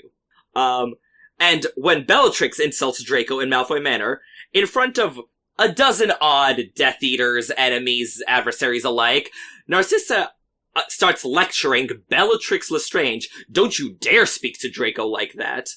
And, this culminates in, Voldemort. When Voldemort threatens Draco, he fucks around and finds out. And we see this, that, this is always her focus, because in the Malfoy Manor scene, once all hell breaks loose, right? Chandeliers are dropping, spells are flying, Narcissa drags Draco out of the way of further harm. So, just always laser focus, full on Mama Bear. Yeah. This makes me wonder. Yes? Okay, when Draco gets turned into a ferret, I find it really interesting. So he says he's going to tell his father about this, and I presume that he does. I wonder, because I find it very telling that Lucius does nothing about it, as far as we can tell. Because, he went full throttle against Hagrid when Draco got a scratch, and clearly that was, in my opinion, less about Draco and more about trying to get Hagrid sacked, or torture Hagrid. I wonder, and I've talked about this with Irvin before, and Irvin said that, well, of course he's not going to go up against Mad-Eye Moody. Lucius isn't going to go up against Mad-Eye Moody, which to me shows his, a bit of his self-centeredness as a parent. But anyway, we don't need to get into that because we're not talking about Lucius. But I wonder if Narcissa... Nope, that's last episode. Yeah. But I wonder if Narcissa knew about the ferret thing. Because I think if Narcissa knew about the ferret thing, who cares about, the fact that Mad-Eye Moody is scary and whatever, and who cares about anything? She would be up at that castle trying to get justice. Dead. And that makes me think that Lucius didn't tell her. That Draco wrote a letter to his dad, thinking his dad was gonna stand up for him. And his dad is can't tell your mom about this, because she would go berserk. And we don't want to, bring any drama on from Mad-Eye Moody right now. And so he just didn't tell her. Honestly, I can get behind that. Because yes, Mad-Eye Moody would be dead. I don't know how it would happen, but suddenly, a week after the fact, it's so weird, Moody, wakes up poisoned after all. All his paranoia was well-founded, it turns out. Well, what would be really funny about that is that it's not even Moody, it's Barty Crouch Jr. I know! So, what if... And Voldemort doesn't get to come back! Because Narcissa killed his best Death Eater. Oh my god, that's so funny. Wow. Yeah, no, Narcissa really could have, defeated Voldemort way earlier and saved everyone some heartache. Yep. If only Lucius had communicated. Exactly. Oh, that's great. But, so actually, I wanted to talk about, the way Draco, went to Lucius versus Narcissa. Because in Deathly Hallows, we see Draco's relationship with his parents changing. So, kind of like with the ferret incident, Draco always looks to Lucius for protection, for guidance. It's always, my father will hear about this, my father this, my father that. And we even see this in Dark Lord Ascending, right? The first chapter of Deathly Hallows. Because he, when Voldemort is making fun of this poor 16-year-old, Lucius, Draco first looks to Lucius, and Lucius is looking down and doesn't catch his eye, and then Draco looks to Narcissa, who's just, sends him a signal, just breathe, it's okay. And so, at the beginning of Deathly Hallows, Draco is still looking to Lucius first, but by the Malfoy Manor scene, it's swapped. In Malfoy Manor, Draco is basically ignoring Lucius. Lucius is and Draco just wants no part of it, and there's a great moment where Draco literally walks away from Lucius towards Narcissa. And so, we don't know whether this is due to Lucius's total emasculation in Deathly Hallows. He lost his wand, he's a complete non-entity, and Draco just lost all respect for him. or if Draco has finally put two and two together and has started blaming Lucius for the mess that he finds himself in. Or also, like, realizing that, I think Lucius, not that Lucius doesn't care about Draco, but Lucius's main focus seems to be, like, in that scene seems to be, how do we get back our former glory? Yeah. And Draco is like, I don't give a fuck about that. And he knows that Narcissa doesn't either. That, like, Narcissa, like, I think he and Narcissa by that point are kind of on the same page of, like, we don't care what happens in this war. We just, like, want to get out of this mess. And I could see him just being frustrated, being like that his dad is still so focused on something that is, like, in the scheme of things doesn't seem to matter to them anymore. Yeah. Which, and, like, that's more for our Lucius episode, but it's because Lucius has nothing to lose, whereas Draco and Narcissa still do. But yeah, you're absolutely right. I think, yeah, Draco realizes that Narcissa is the capable parent who's going to take the lead, and will continue to take the lead in protecting him. And so he just transfers all of his, like, filial respect, towards Narcissa, in Deathly Hallows. And yeah, I imagine that kinda sucks for Lucius, but serve him right. Yeah. Yeah. So I have a fun hypothetical for you guys.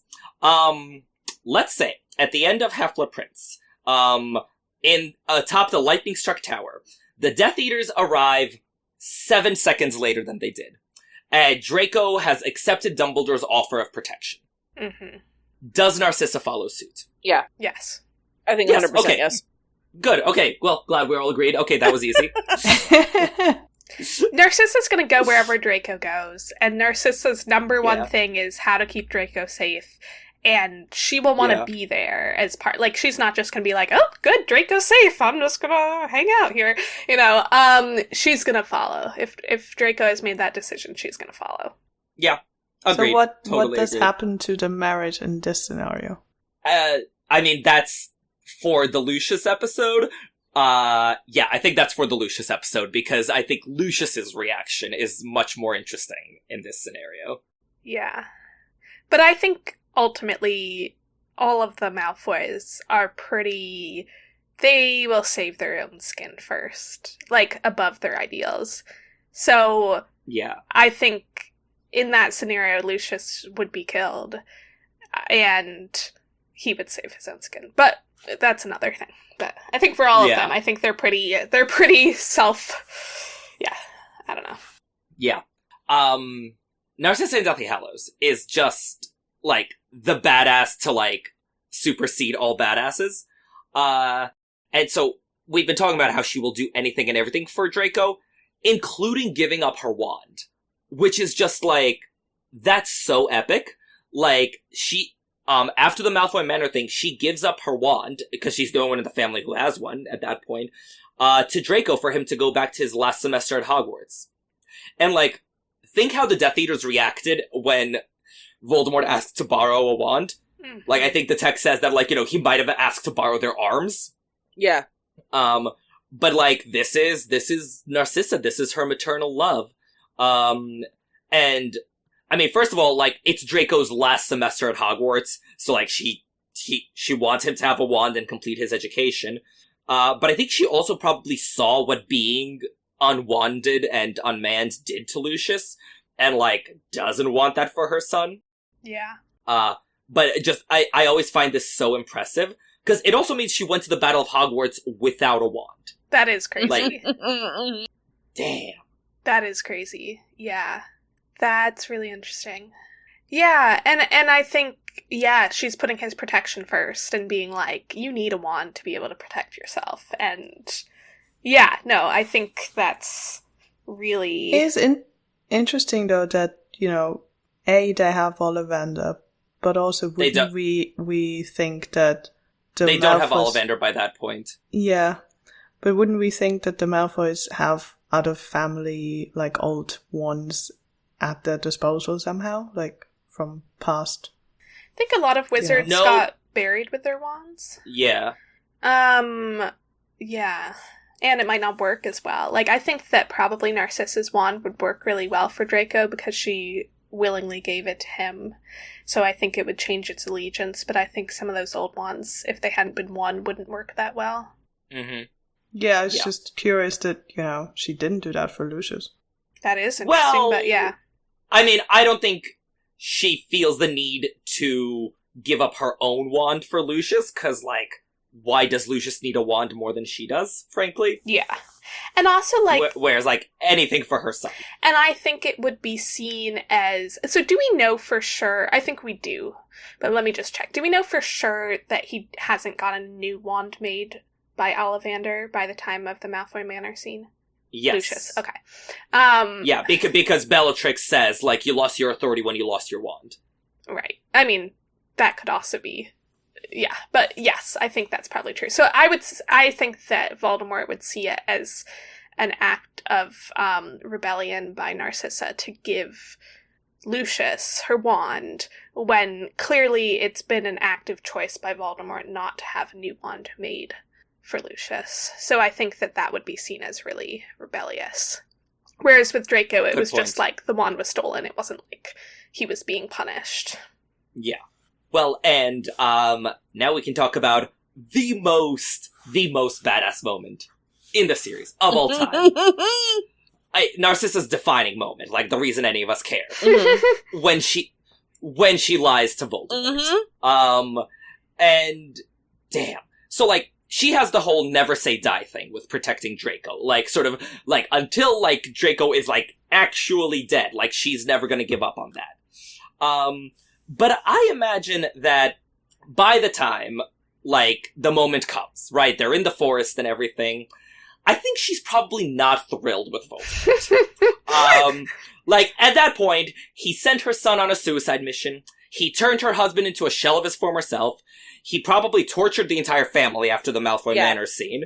And he invaded her home. She has to keep cleaning up corpses from the dinner table. Like, she cannot be thrilled about it. She's like, oh, not again. The blood won't come out. Especially now that she doesn't have a house elf to do that. Seriously? Yeah. Well, and especially after Malfoy Manor when she doesn't have a wand. Oh my god, no! Like, I can't see Narcissa getting on her hands and knees and, scrubbing the blood away.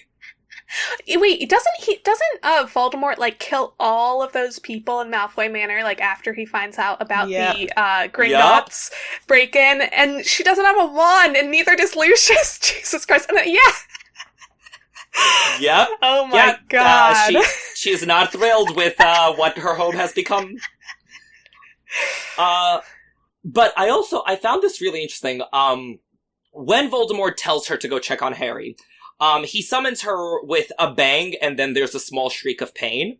And my read on this, is, oh no, he didn't. Like, again, I don't think this was determinative. I don't think, like, this is what made Narcissa, like, completely turn on him. But I think this might have been, like, the final straw. Like, I think she's like, oh no, like, not Narcissa Black Malfoy of the noble and ancient-most House of Black, practically royalty. Like, oh no, he did not just, like, hurt me for no goddamn reason. Like, I think that moment may have been when she was like, no, fuck this guy. I don't know if you guys read it similarly, but that was always my interpretation. I think that she knows that she was chosen because she's dispensable. And, like, he chose her for a reason. He's scared of Harry at that point. Like, he's scared. Yeah. And so he chose Narcissa to check because he's like, well, she's dispensable. If Harry turns out to be alive and, like, curse her or whatever, like, whatever. And so I think it's, like, the combination of him being violent about it and also, like, her approaching Harry knowing that she has been chosen because he doesn't care if she dies or not. Can I side tangent real quick? Sure. Okay. Did anyone else watch Star Trek The Next Generation? No. No. Damn it. Okay. There's a character. Her name is Loxana Troy. and she is the mother of one of the main characters of Star Trek.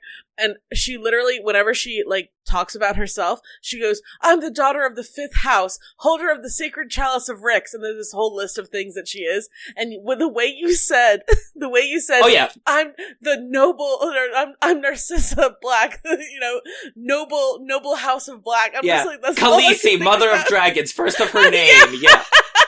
My mind immediately went to Star Trek. Anyway, back to the topic. I mean, I imagine that's slightly how her inner monologue goes. Yeah. Yeah. But Sophia, to your point that Voldemort's scared at that point, like, I don't think Narcissa can, like, think through it and being like, well, this Potter kid just survived a killing curse again. So, like, maybe his odds aren't as hopeless as we once thought. Yeah. Because it's an interesting choice. Like, okay, so she lies about Harry being dead. And, like, and Harry says it's, like, because she wanted to be part of the conquering army and, like, thought that would have a better chance. But it's, like, you know, if she had said, no, he's not dead, then Voldemort would have tried to hit him with another killing her. Like, you know, she clearly is, like, well, if he's not dead, then Voldemort can't kill him. Like, that is what I'm seeing going through her mind. It's like, if he's not dead after that, then, like, this boy is invincible. Like, you know, so... I guess the killing curses just aren't taken. Yeah, exactly. So I think she's like, this is the only way I can be part of a conquering army. She's like, she's not like, oh, well then we need to hit him with another one because that one didn't work. You know, and then we can be a conquering army. She's like, if he's not dead now, then... no matter what we do, he's not gonna die, and so this is my only chance. Oh, Jesus. Yeah. I always just got a sudden, like, maternal, protective feeling during that scene. I don't know. I think I'm going the exact opposite direction of you guys. Where it's like, oh, well, Harry Potter's probably on the winning side. I may as well switch over there right now. I always got the whole, this is a boy. Like, this is a teenage boy. It's a child. It's the same age as my son. Like, I don't know. I think that may have been a turning point and a realization for her. And she's like, this is, I mean, I'm sure she always thought this isn't right. But this is like, it's literally in your face right now. So, that was my take on it when I first read it. I don't read it that way. I don't think she cares that's about fine. Harry. I think fine. That when Harry arrives in that forest, she's like, thank God this will be over. She's like, let's get this out of the way. Let's kill this boy who has caused so much trouble and has, you know, stressed out the Dark Lord so much and caused him to be so violent towards everyone. Like, let us get this out of the way and I can go into the castle. I'll find Draco. We'll be fine. So I think that when Harry doesn't die, she's like, she's doing some rapid thinking of like, okay, that didn't work out. Is there a way that I can still get what I wanted out of this? And she's like, I don't think he's gonna die. Like, I don't think that, like, if he didn't die this time, he's not gonna die. So the only way we can be a conquering army and I can get into the castle is by lying. And I hadn't even really thought about the fact that she didn't have a wand, because it makes so much more sense of, like, why she couldn't really get into the castle any other way. Like, if there is going to be fighting, she has no chance. And, like, that had never really occurred to me so much of, like, if there's any fighting at all, she has no chance of getting through it all to get to Draco. And that's why she's like, there needs to be, like, the war needs to be over. Like, we need to at least think it's over so that I can get in. Yeah. I think it's also, she's a Slytherin, and so has a Slytherin outlook where she cares about her own people. Yeah. She cares about herself, she cares about her son, she cares about Lucius, she cares about Bellatrix, like, you know, to an extent. I don't think she cares about a random boy. I don't think so either. I don't think it's Narcissa to care about random strangers, even if they are teenagers. And she has, like, actively threatened death to Harry before. Well, I mean, who has? I mean, sure. But, like, you know, not that threatening is the same as actually acting on it or whatever, but, like, you know, she has threatened Harry before. I don't think she really cares about him dying. And she was perfectly happy to hand him over to Voldemort in Malfoy Manor, whereas we see with Draco that he's much more uncomfortable with that. Yeah. But also, can we talk about, like, her nerves of absolute steel? Like, once she does lie? Like, the fact that she, A, lied to, quote, the most accomplished legilimens ever, and so then she's watching Harry's dead body be tortured by Voldemort, and she knows that, like, any tiny reveal, like, spells immediate death for her. Like, no ifs, ands, or buts. And just, for her to just, like, not give anything away and endure that, I am mind blown by just her nerve. Right. And it's, like, a lot of faith that she's putting in Harry in that moment. Like, she really has, like, even if not in terms of values, but, like, she really has exchanged her allegiance there, where she's like, okay, he survived this, he's pretending to be dead, so clearly because she's, like, assuming that he's gonna go on pretending to be dead until she can find Draco, which is a big assumption. She doesn't know why he's pretending to be dead. Like, she doesn't know how long he's gonna pretend to be dead. So, like, she is really putting a tremendous amount of faith in him, and just deciding, okay. And she must know that they're going to torture his body, too. So she clearly thinks that he is, like, extraordinarily powerful. And is like, all right, all of my faith is going into this boy surviving, pretending to be dead, being able to suffer the Cruciatus Curse without betraying any twitches. Like, she just puts it all in him. And he does live up to it, so I guess she read him right. Yeah. So, do we think that in that moment as well, she potentially sees that Voldemort is losing and that she's potentially less concerned about his wrath? Because, you know, he's fallen over in that moment as well. People are trying to help him up and stuff. So maybe she's already like, right, he couldn't kill him. So lying to Voldemort's maybe slightly less of an insane thing to do than it would have been even moments before. I think so too. I think so. I think that she thinks that Harry can defeat Voldemort because there's very little chance that Harry would be able to, like, pretend to be dead forever, you know? So, like, at some point Voldemort would know. But I think she either thinks that Harry can defeat Voldemort or is like, I am gonna find Draco, we are gonna get the hell out of here, and we are gonna hide and never, like, I don't even care. So I think it's one of two things. I think she's like... Yeah.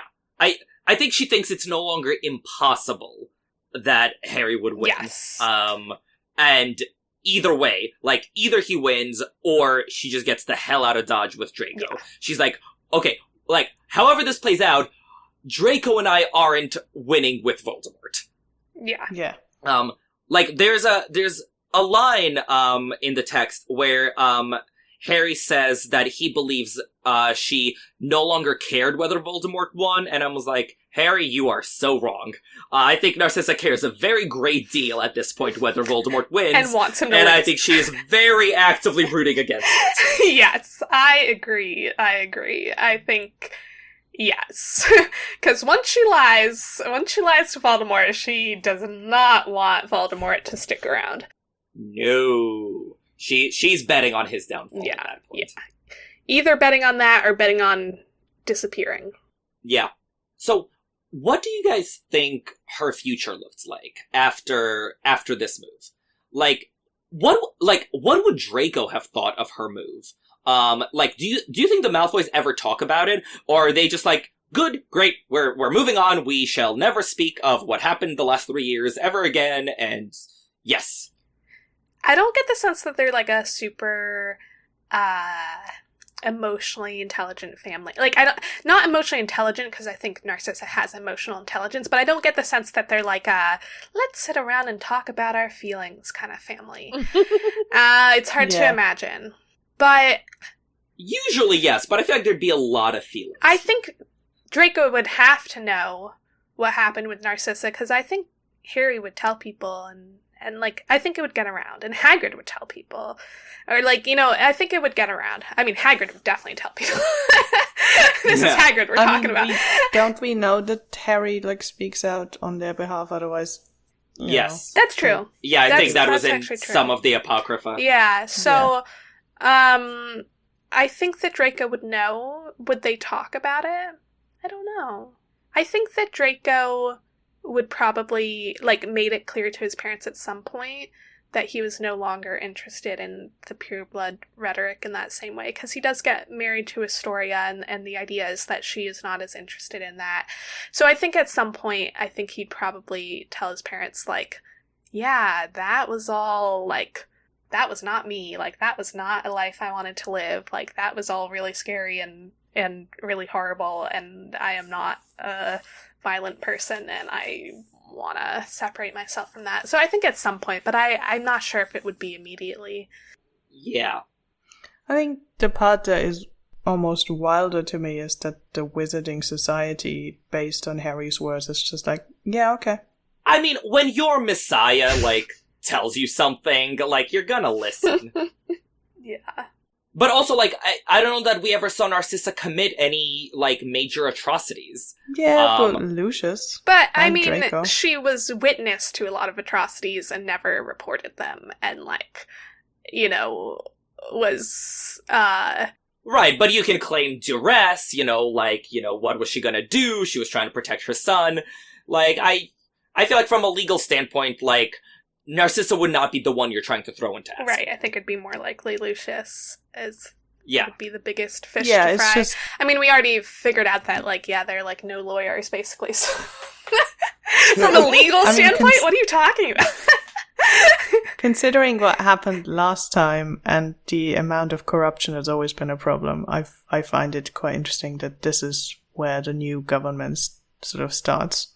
I was like, yeah, we'll just ignore, like, give this family, like, a pass. I mean, when your conquering hero asks for one, yeah. Yeah. I don't really know why Harry would want Lucius to be given a pass. I could see why he'd feel that way about Narcissa and Draco. It says that Harry speaks up for Narcissa and Draco. Oh, okay. And that Lucius just starts turning on all the other Death Eaters, and that's how he weasels his way out of trouble. Yeah, that makes way more sense. He did a Karkaroff. Yeah, exactly. Yeah, I can see why Harry would speak out against speak out for Narcissa and Draco. That, you know, it was a difficult, and especially Draco is, like, barely even an adult. Yeah. Yeah. Yeah, I imagine Narcissa, like, continued to live her life, like, mistress of Malfoy Manor, no more corpses. And I honestly, I don't think she would have changed her outlook or her demeanor, overly much. Like, I think she still thinks Mudbloods are scum. I think she still lets people know that she thinks that. Like, I think from Narcissa's point of view, the problem was Voldemort, not his cause.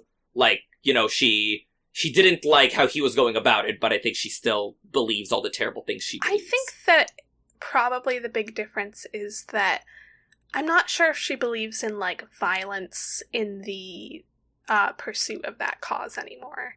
I mean, I don't know, but I could imagine her being like, I mean, she was never really the one doing the violence, but she was okay with it, and I think she'd probably be like, ooh, that was dangerous, and that was a step too far, like, it caused all sorts of, it was horrible for my whole family, and it was just, like, caused all sorts of horrible things. So I think she'd probably be less of the belief of, like, we should kill all Muggleborns and whatever, and more of the belief of, like, well, they shouldn't be in Hogwarts, or, like, you know, like, we shouldn't marry them. Like, I think probably the violent part of it would be a bit, like, even just for practical reasons, would be considered no longer something she believed in. Yeah. I'm curious, you were saying, Irvin, which I agree with, that she sort of, as a Slytherin, has her, like, inner circle that she cares about. Like, do you think, like, how upset do you think she was about Bellatrix's death? Very. Really? Yeah, I do. Yes. I think she did love Bellatrix. Like, she was her sister, she was her people.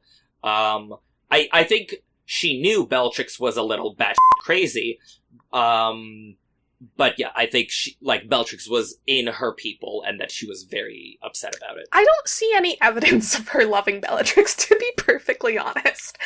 I don't see much evidence of it, and I think it could have been very complicated for her, where she feels sad for the sister she lost, but I think she would also be like, we would never have any peace. Like, if Voldemort was gone and Bellatrix was still around, we would never have any peace, because Bellatrix would be, like, wanting to take on his cause, and, like, or like, she would just go to Azkaban and, like, you know, she would just be there forever, and, like, that's not much different. Like, I just don't think that I think she would not have wanted Bellatrix to survive and be free, because it would mean that she never had any ability to separate herself from Voldemort and his mission. But with Bellatrix, like, Narcissa could tell her, like, listen, like, go off, live your best life, kill the Muggleborns, like, do what you gotta do. My family's not part of it. And I feel like with Bellatrix, she could say that. Like, she knows how to stand up to Bellatrix. So, I don't think she wants Bellatrix living with her. Yeah. That's for sure. I don't think she wants Bellatrix as part of her life anymore. Like, maybe she doesn't want her dead, but, like, I don't think she wants her to be part of her life. I think she wants her part of her life, as in, like, you know, we get together for book club once a month. Book club? We catch up. Nature's Nobility, a wizarding genealogy, is that what they're reading? Yeah. What? I'm sure Narcissa can read. What you trying to say? I'm not saying she can't read. I'm just like, I can't imagine Bellatrix hanging around reading for fun. Yeah, well, I struggle with that. I'm sure that Bellatrix is much more the, like, shows up with a glass of elf-made wine being like, yeah, sure, books, now let's gossip. I don't really see that Isn't either, that what but a book club okay. is? I did not think that book club would be my most controversial take this episode, Right? but okay. I'm still stuck on your previous take of she would miss Bellatrix, because I think I'm more with Sophia, that I don't see them being that close. I don't see, like, do we have any evidence of, like, Narcissa showing any love towards Bellatrix? Well, Narcissa kind of has a bit of a one-track mind when we do see her. I just, like, don't think we have any evidence. Like, I'm not saying that she wouldn't, but I don't think we have any evidence that she would be overly sad about Bellatrix dying. Other than the fact that they're sisters. Which, I mean, is fair. Like, that on its own, like, you know, you're bound to be sad if your sister dies, even if it's just, like, sad for what could have been, or sad for, you know, nostalgia for your childhood, or anything. Like, you're bound to be sad, but, like, I'm not sure that she would be distraught. I think I see Narcissa being frustrated. Like, I mainly see Narcissa feeling like Bellatrix is trying to control her, and she is angry and annoyed about that. And that could be just normal sibling dynamics, or it could be something more, and we don't really know. Mm-hmm. So actually, on the topic of sisters, what do you guys think about her reconciliation with Andromeda? Because I've always believed that the two of them would reconcile after the war. And again, I don't think that they would, like, you know, hang out every day or anything. But I think they would probably visit Bellatrix's grave together. And they would, you know, have a monthly book club, perhaps. I think that's more down to Andromeda wanting to bridge the rift between them, than Narcissa. I think that... Well, but Andromeda would have lost her entire family, so I could see Andromeda sort of turning back to sort of the one family member she has left besides, you know, this infant. I don't know, Andromeda is also gaining a family with Harry's family, because we know that her grandson hangs out a lot over there, so assuming that relationship becomes quite close. Yeah. And, like, she lost all of her family because of the Death Eaters. Like, I feel like the fact that like, I don't think she would go over to Malfoy Manor and just, like, be sitting there and have Lucius in the house. Like, I think that she would feel like, you guys are the reason that I lost my daughter and my husband, and, like, and that I wasn't able to stay with my family. Like, I don't know. I just think it would have to come from a pretty big change of heart from Narcissa that I don't know that I believe would happen. And I guess it generally goes down to, because I feel like all the arguments you're bringing forward, Irvin, is like blood relationship is super duper important, versus definitely where my personal stance is it doesn't really matter. Family can be more than blood relationship. And this is where I'm like, Andromeda probably actually gains a new family with like the Potter family and probably the Weasleys, because they sort of come together. Yeah, I think that I agree. I think that she has lived most of her life by this point without her blood relations. She decided to leave them, and she decided to leave them for a reason. And I think the second Wizarding War is only going to heighten her belief that that was a good reason, rather than make her feel like she wants to turn back to it. I think that she would be more likely to try to sort of have new chosen family. What do you think, Natalie? I'm torn on this whole thing, because you both have, there's really good views on both sides. I think going back to the whole mourning Bellatrix thing, I think that Narcissa would, not so much mourn the loss of the Bella that was during the war, but she would 100%, I think, mourn the loss of the sister that she had, because I believe that they were close.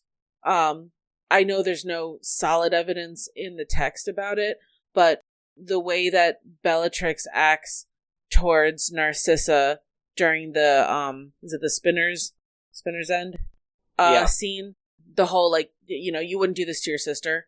Narcissa is in this state of wanting to protect her son so badly, but Bella still has that, I guess, clarity to be like, we're family. Like, we wouldn't hurt each other. So I think that they were close, and I think that Narcissa would 100% mourn the loss of Bella. Whether or not she would reconcile with Andromeda, or if Andromeda would want to reconcile with Narcissa, I think it would just be a very tense thing. I think I agree with you, Irvin, in a sense where it was like, they would meet up at Bella's grave. That would be probably the extent of it. I think it would be like a civil thing. I don't think they would visit each other. I don't think that Narcissa would want a relationship with Teddy. Wait, why do we think that Andromeda would go to Bellatrix's grave when Bellatrix was the one who killed Tonks? Like, that just seems bizarre. Yeah, this is why I'm struggling. I cannot imagine. How could you possibly go to the grave of someone who killed your child? Then maybe it's more of like a meet up on common ground to see each other. I don't think that it would be like visiting each other's home. I think this hinges so much more on Andromeda's willingness. Yes. Narcissa. And I do. I agree with you on that. Really see that. Okay, fine. Meet up at a coffee shop. Yeah. How about that? Leaky cauldron. Okay. They go to the graveyard together. Narcissa to visit Bellatrix, Andromeda to visit Tonks, because they died on the same day. And then they will go, get a cup of tea together, and maybe that's like a yearly ritual for them. Like, yeah, I don't think they're going to be besties. I don't think Great Auntie Narcissa is going to futz with Teddy. But yeah, I don't think that's a possibility. But I think they might have some kind of relationship.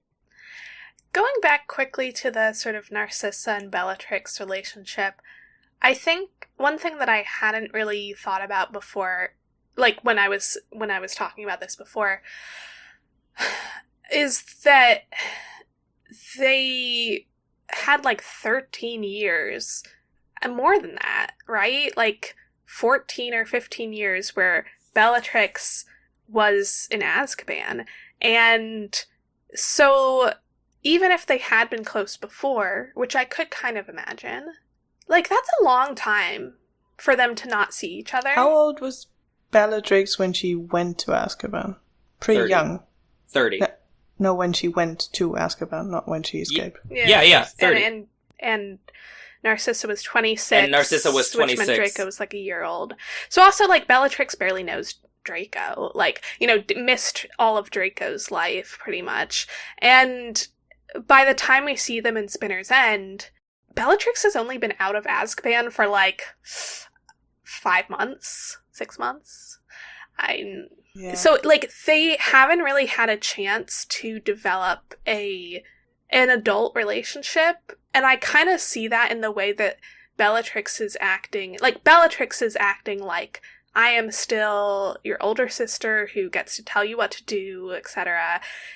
And Narcissa is kind of like, I've lived the last, 15 years without you. Like, I am a full adult. Like, I have a 16-year-old child. Like, I am not just your younger sister. And, that she's been, handling herself for a long time. And, I think that we don't really see, I don't know, do they, that must be really hard, if you haven't seen someone for, 15 years, how do you develop a new relationship when you're, at a totally different part of your life, and, you have a child, and, they don't really even care about your child that much, and, that your priorities are totally different from theirs, and, I just think that Bellatrix, from Bellatrix's eyes, she's like, oh yeah, things are the same. I'm still your older sister. I am still, because for her, time has sort of stood still. She's been in Azkaban, it's been utterly miserable, but nothing has happened in her life, really. She's just been living in the past, in her old memories and stuff. Whereas for Narcissa, everything has happened. Her whole child's life has happened. And so she's at a totally different place, and I could see them just being really not on the same page of what their new relationship looks like. And so honestly, I think that for Narcissa, losing Bellatrix is I only had I'd already lost Bellatrix. I'd already come to terms with losing Bellatrix. And then I had her back for a little bit of time, and most of that time was totally miserable in my life, and I wasn't even thinking about her very much, and when I was, she was kind of bossing me around. And she's probably, missing the Bellatrix she used to have when she was younger, but, she'd already mourned that loss. I don't know, I think that makes a big difference in their relationship. Yeah, I agree. Yeah, I've never thought as much about it, but that makes a lot of sense, because... yeah, you almost see Bellatrix trying to pick up exactly where she left off, and yeah, Narcissa's lived a whole ass life since then. And we see the same with Sirius, and Sirius, was able to keep his sanity in Azkaban, but he comes back and he's like, I'll just be the same person I was 12 years ago. He didn't get, obviously, to live his 20s much at all. And yes, Bellatrix was older when she went into Azkaban, but she's missed a whole lot of life. Yeah. I definitely think that Bellatrix and Narcissa had some kind of adult relationship, because, again, they, both had plenty of time in their 20s, when they were, out and about in the world together. Mm-hmm. But yeah, just, it's a giant chunk of time to miss. Yeah, good stuff. Actually, I kind of wanted to, pivot a bit and talk about sort of Narcissa's, abilities and sort of what we know of what she's good at, what she's like, and so on. Because sort of reading through the series, I found a few interesting things worth highlighting. So first of all, I think we've talked a lot over the years about how Draco is hella observant. That that's kind of one of his superpowers, and he gets it from his mother for sure. Because Narcissa's powers of observation are damn impressive. In Malfoy Manor, she knows what Hermione looks like from one encounter 2 years ago and a Daily Prophet photo. Also, she remembers Ollivander's description of Harry's wand and, looks at the one he has and she's like, nope, that's the wrong wand. I was like, damn, that level of attention to detail. Again, she's just so much more capable than Voldemort in so many ways. We also know that she's amazing at compartmentalizing. She's in Madame Malkin's cool as a cucumber after all the hysterics and Spinner's End. And she's amazing at ominous foreshadowing. Again, the Draco's Detour episodes, see those. But one thing that I wanted to discuss is, how much she premeditates her moves versus how much is just her ingenuity in the moment. So, this is one of the main issues I addressed in the Malfoy book, is the debate of whether Narcissa is, a mastermind who plans everything out, in advance and manipulates people and gets there, or if she just, thinks on her feet on, like, a truly impressive level. So, like, in the Dumbledore book, I talked about how Dumbledore, like, is not omniscient and doesn't know everything ahead of time. He's just amazing at sort of, like, seeing a situation and, like, immediately calculating, like, oh, well then if A, then B, then C, and, like, here's what's gonna happen.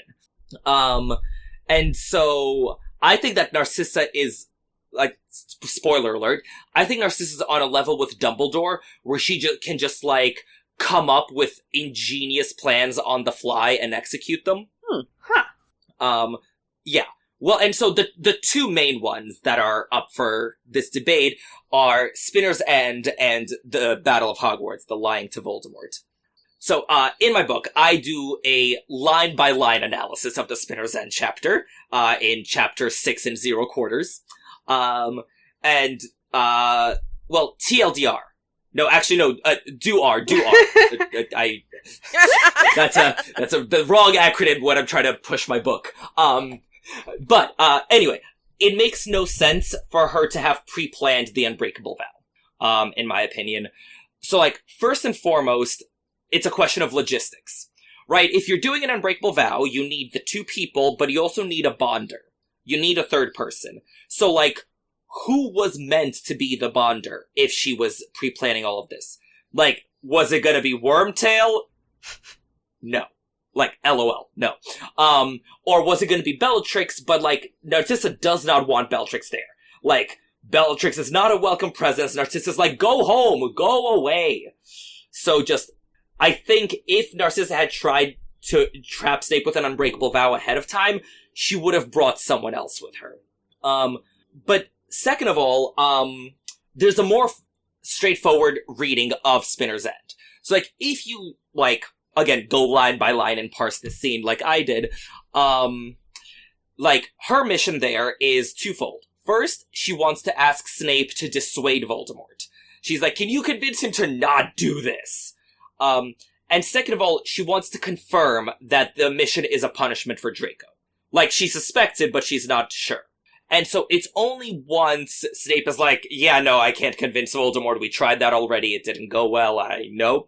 And once Snape confirms that yes, like, he doesn't intend Draco to succeed, then and only then does she do the lightning fast pivot, to ask Snape to carry out the mission instead. Because she's like, well, if we can't get rid of this mission, Voldemort can't be persuaded otherwise, then, aha, we'll render it moot.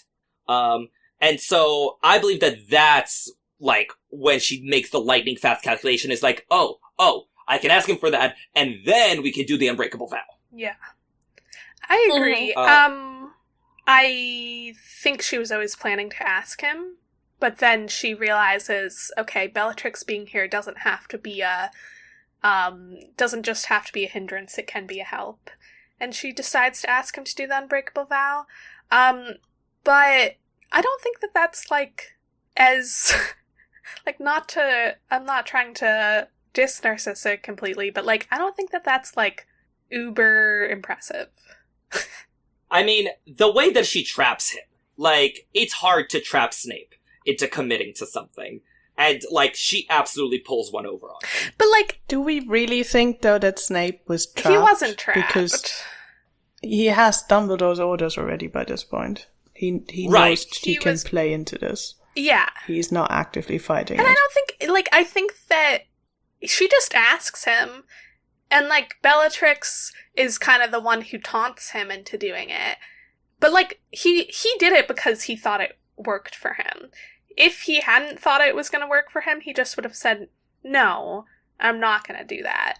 Like, I'll try to help, but I'm not. And, like, what would she have done? Like, I'm not sure she does much except just ask him to make an Unbreakable Vow. Well, no, because she gets him to commit to doing the deed instead of Draco. Like, the third clause vow, of the Unbreakable Vow. Yeah. Yeah, I mean the third clause, the, like, gotcha clause, like, that was the effective maneuver on her part. Sure. But she'd already kind of made it clear that she did sort of ask, like, Snape had said, like, I'm guessing that, like, Voldemort does expect me to do it in the end. But that was pretty much the opposite of a commitment.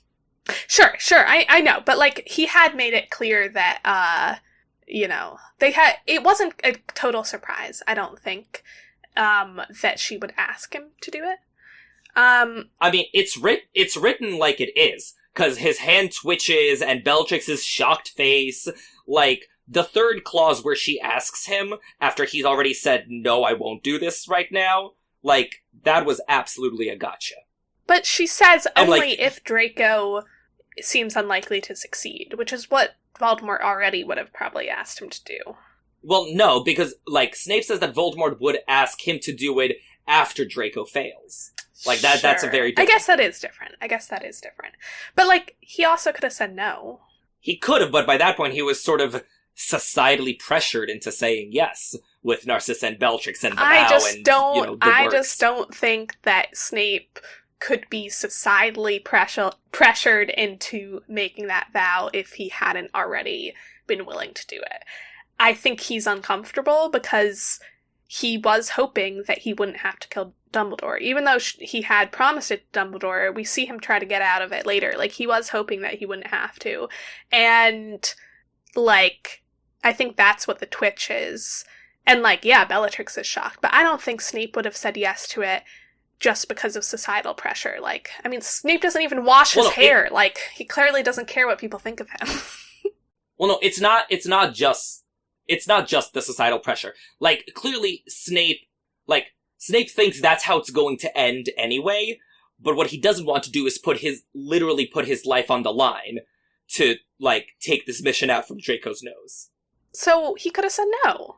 He could have, but I think he felt in that moment that he couldn't.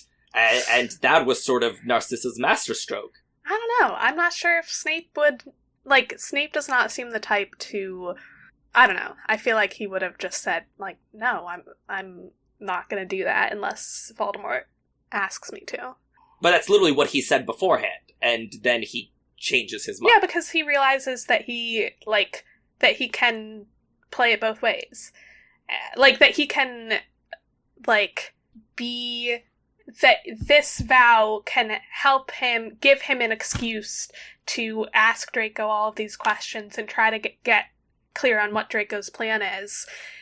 And he's going to kill Dumbledore anyway. So, like, it actually works out perfectly for him. I think we're going to have to disagree on this one, because I don't think it works out perfectly for him to, again, literally have his life on the line for this. I think he's much more of the, like, I'm going to try, I'm going to do my best, I certainly intend for it to all end up this way. Sure. But, yeah, as a double agent, binding contracts aren't really his friend. Yeah, but he's a double agent, but he's ultimately on Dumbledore's side, and he's ultimately promised Dumbledore that he'll kill him, so... Yeah. Anyway, we can move on.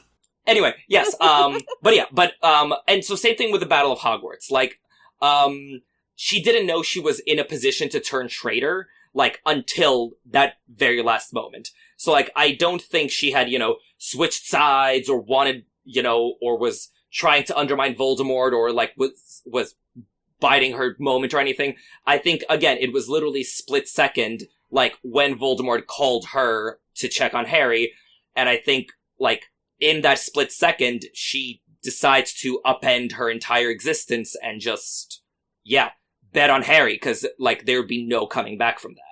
So I don't know, I'm impressed by people who can, think on the spot and execute plans and maneuvers like that. I mean, I'm also impressed, like, that she was able to think through all of the ramifications in that moment and make that choice. It's not, like, some sort of flawless plan, though. Like, I don't think it's on Dumbledore's level. It's a very risky plan. It's a very risky plan, but she does think it through really fast and makes a decision really fast, which I am impressed by. Mm-hmm. Natalie, Oreo, what about you guys? Do you subscribe to a premeditated Narcissa or her thinking on the fly? Anyone? Bueller? Anyone? Can she be both?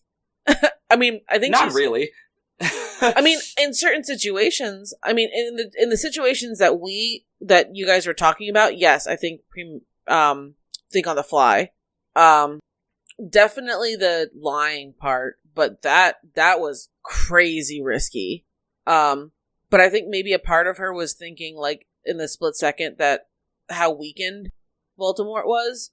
I mean, the guy fell, So I think maybe she thought that it was like a moment of weakness, and that's why she lied. And then I just really like how you guys are like, Voldemort fell. He's fallen and he can't get up. Yeah. Well, think about it.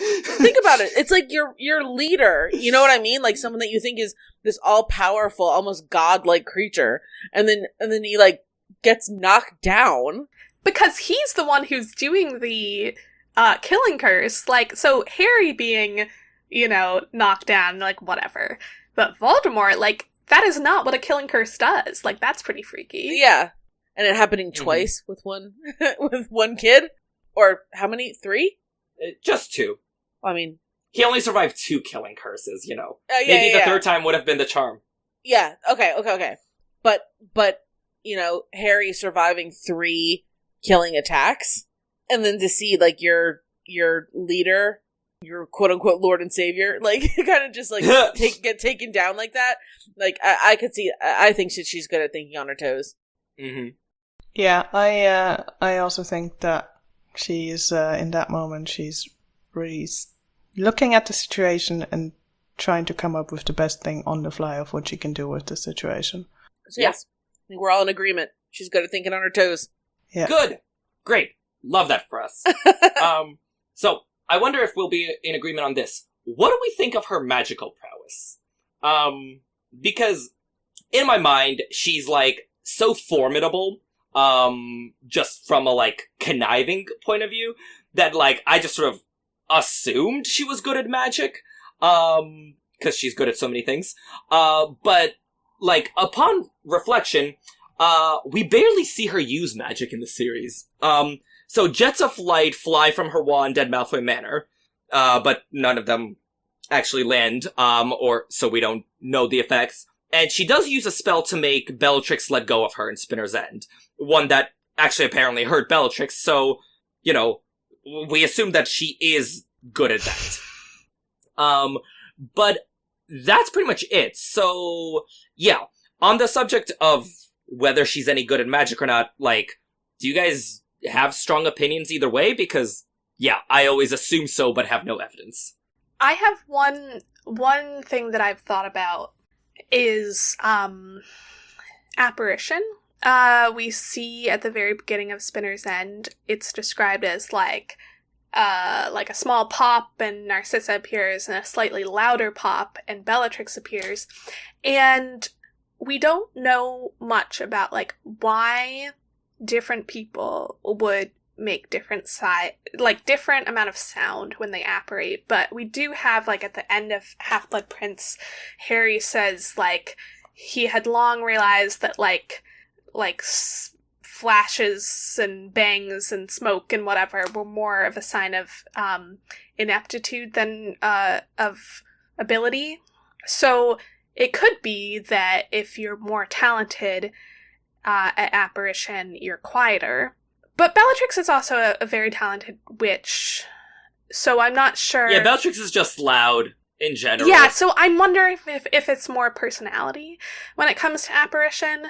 And maybe you can practice, like maybe if you really want to learn how to quietly apparate, you could. But that was the one thing where I was like, is it because she's better at it than Bellatrix? Or is it emotion or personality yeah.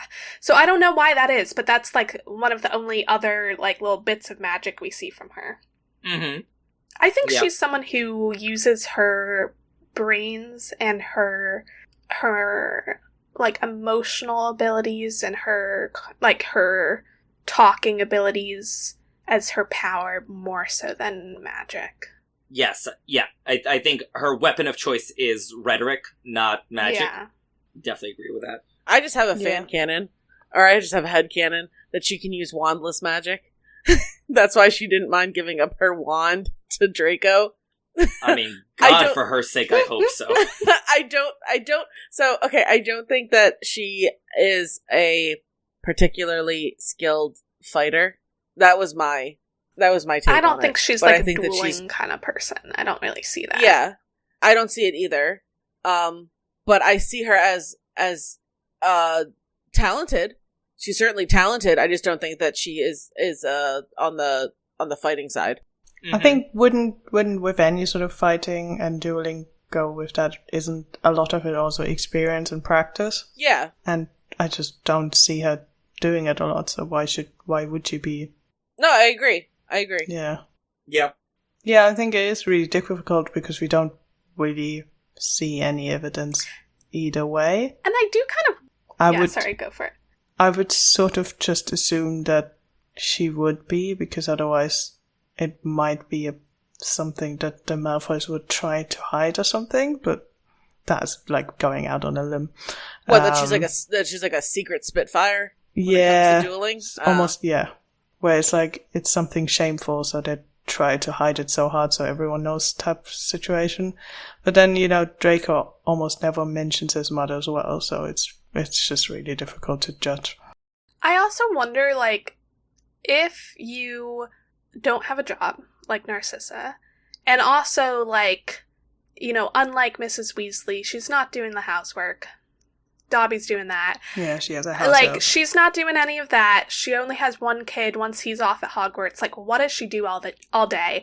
And, like, I imagine that, like... Valid question. Apparently a book club. Yeah, apparently a book club. Yeah, she has the time to read. Yeah. So I feel like that could go one of two ways. It could either go that, like, she has no need to use magic. Like, when does she use magic? Like, most people would use magic, like, at their job or, like, doing household things or whatever. And, like, what does she need to do on a daily basis that requires magic? Clean up corpses. Well, that's after she doesn't have a wand. No, because she has a wand up until, the Malfoy Manor thing. Voldemort's living with her for at least, like, a year or so before that. So, I mean, Charity Burbage, she had a wand for that. That's true. And, like, Nagini is a messy eater. Before all that. I meant before all that, when it's just, like, her family at home.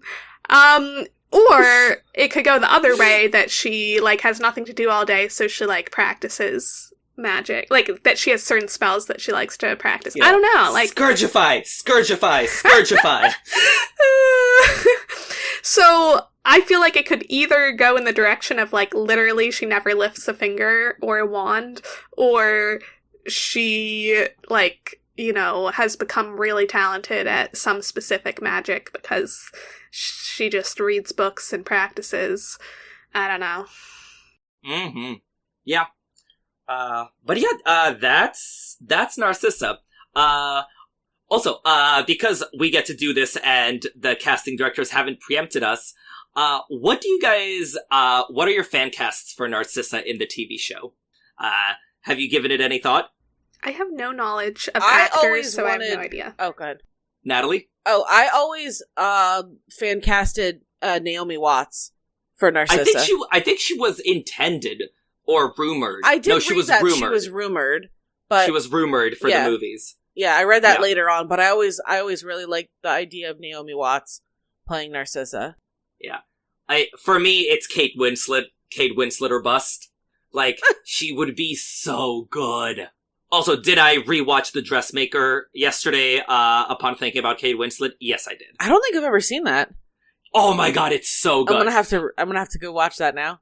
Yeah, so it's also a book adaptation, and basically, Kate Winslet, had a bit of a traumatic childhood, went and became a fabulous fashion designer, and returns to her small, horrible town in the Australian outback in the 1950s to wreak revenge on all who wronged her. Huh. Are we talking like legit revenge, or are we talking like, ooh, look at me? Oh no, we're talking legit revenge. Oh, okay. I'm gonna definitely watch it now. Oh, it's so much fun.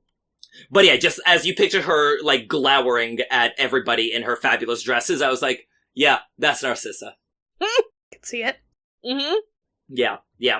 But yeah, so what is our verdict on Narcissa? I guess my first question is, do we think her about-face at, betraying Voldemort at the end, does it absolve her of guilt? No. Yes! Oh, good. We have a debate on our hands. Yes, here we go. Take it away. Oh. I mean, why would it? Yeah, like, what is your Yeah, argument like- for it? Yeah. Oh, okay. Like, I'm so Easy. baffled by you even thinking that. Oh, easy. Well, first of all, the books espouse a consequentialist morality, where the results of your actions matter much more than the motivation behind them. So, Narcissa does not have that much red in her ledger.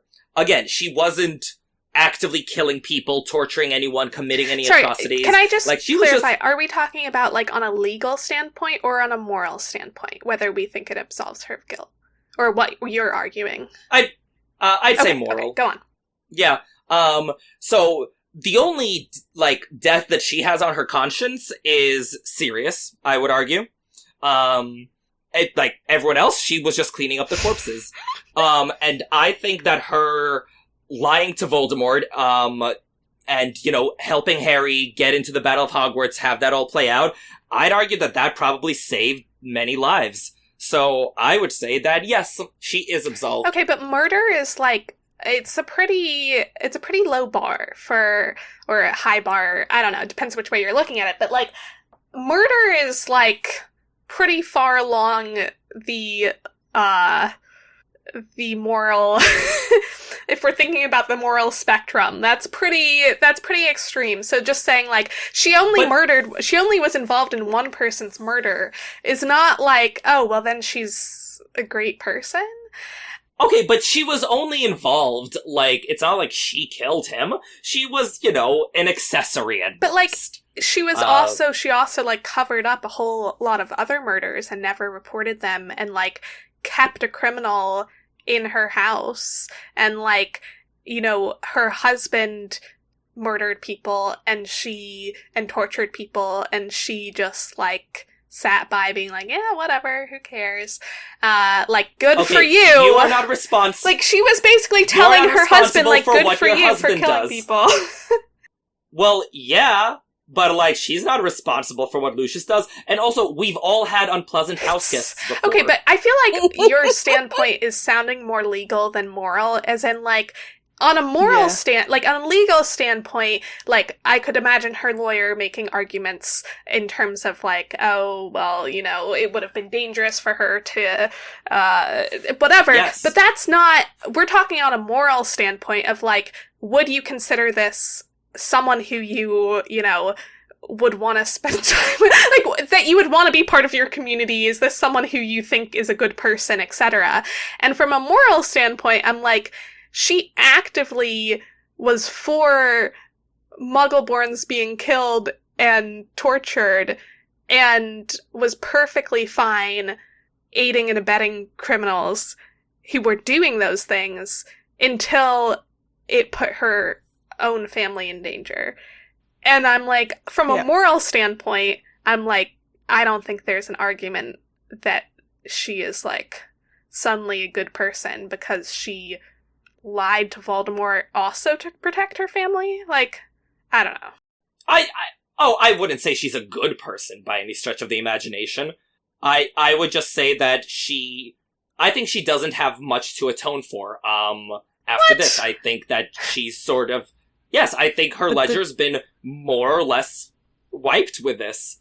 But not morally. I think this is to Sophia's 100% not point. morally. Legally, maybe. Morally, like, she's a terrible person. And she still is a terrible person. She's a terrible person, but I'm talking about the terrible things she's done. And I think that she hasn't done enough terrible things. You think that doing things is the only way to, like, be morally culpable? Like, not doing things is also a way to be morally culpable. Yeah. And also, like, verbally supporting other people who are doing terrible things is pretty terrible too. Like, to have your husband come home and be like, look at what I did today. Like, I, did these horrible things, and her being like, that's great. Like, that's an amazing thing that you did. I'm so proud of you. Like, that also makes her morally culpable, I'd say. Well, and I think actions speak far louder than words. Okay, well, she doesn't even utter any words. She doesn't do anything, which is why she's morally not a good person. I'm like, even if you think actions speak louder than words, or, like, that doesn't mean Okay, well, the lack of action is also an action, and also words, it's not that words don't matter.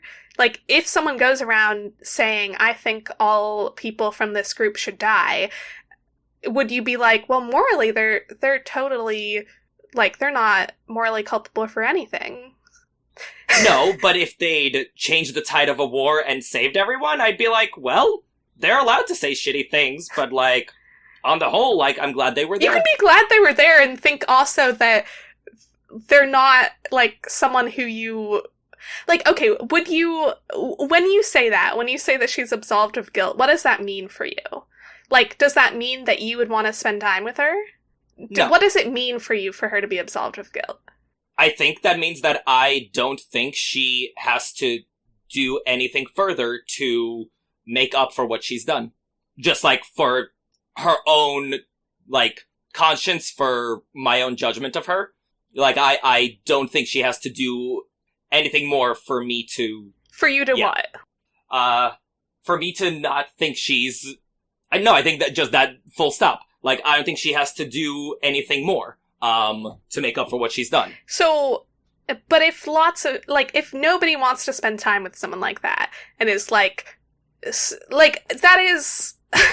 I feel like if everyone is like, this is a shitty human being who nobody wants to be part of our society, like, nobody would actively want to be part of our society, then, like, that is a moral judgment. Like, right? Like, that is, right? Like, you saying you would not want to spend any time with someone like that you would not want them to be part of your community in any way, that is a moral, like, you're doing that for moral reasons, as in, you're saying, this is a terrible person, and so I don't want them to spend time with them. Well, first of all, those are two different things. I'm saying I don't want to spend time with them. Like, if she's part of the community, fine. Like, she can hang out in her manor with her son, which I think is what she wants as well. You know, reading her books and cleaning her corpses. Like, listen, there are lots of people whom I don't want to hang out with who I'm fine having in my community. But if you're a Muggleborn, you might not feel so great about having her in your community, and you might think she's a terrible... Like, as in, I'm not saying, like, we're not talking legally, as in I'm not saying, oh, legally, that means she should go to jail. I'm saying, like, morally, if everyone... I don't know. I'm not sure we're gonna convince you of anything here. It just makes zero sense to me what you're saying. Fair enough. Yeah. So just... We're all confused and a little concerned, Irvin. No. Yeah, I think so. Yeah, concern is also definitely there. Okay, no, so on a bigger level, like, if you do bad things, you then need to do good things to make up for them. Just yes? But her motivation for something that turned out to be good for the wider society wasn't the right motivation. Right, well, and I'm saying I don't care as much about motivation, that I'm looking at it from a consequentialist point of view. I just think that's silly. But I would say if you believe that all people from a certain group should be killed, and you're willing to aid and abet people who are killing and torturing those people, then, like, those are actions in, like, it's not, well, it's like, it's actions and values, and, like, the values, to me... Oh, her values are shitty. Like, yeah, there's no argument there. And so you don't have moral judgment for her values? No. But you're saying they're shitty. That is a moral judgment.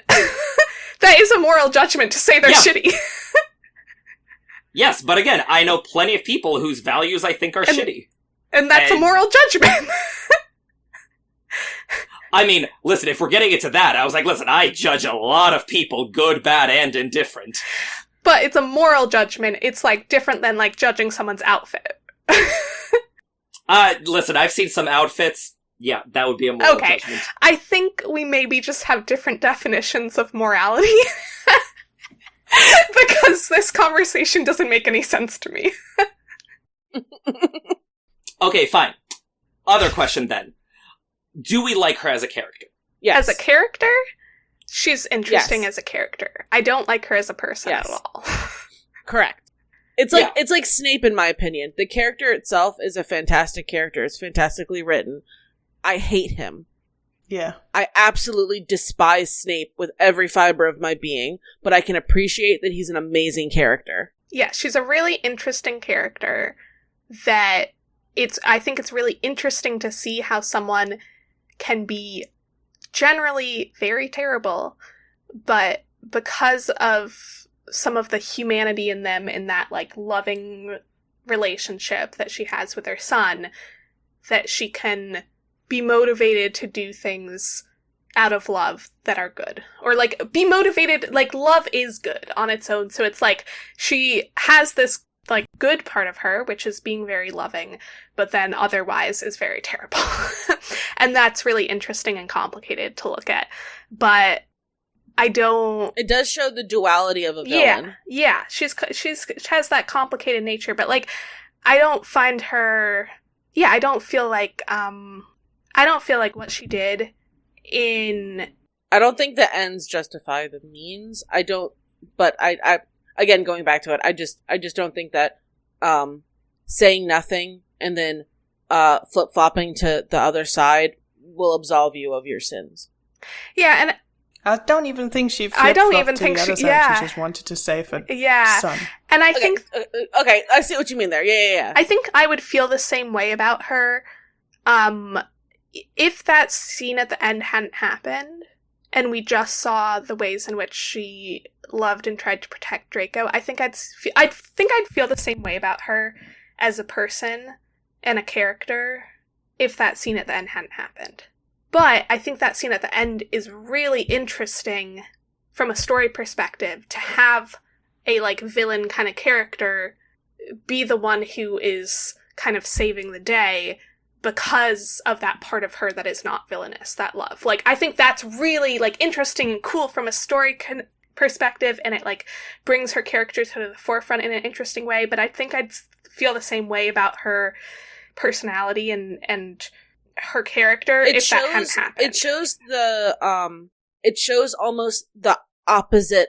She's the opposite of Lily in every sense except loving your family. Yes. Yeah, I think that's true. Like, and sacrificing for her son. Yeah, she's the opposite of Lily in every sense except for that. And that love is the one thing, is the thing universal, that is universal, but also that Voldemort doesn't understand and that he always underestimates. And, like...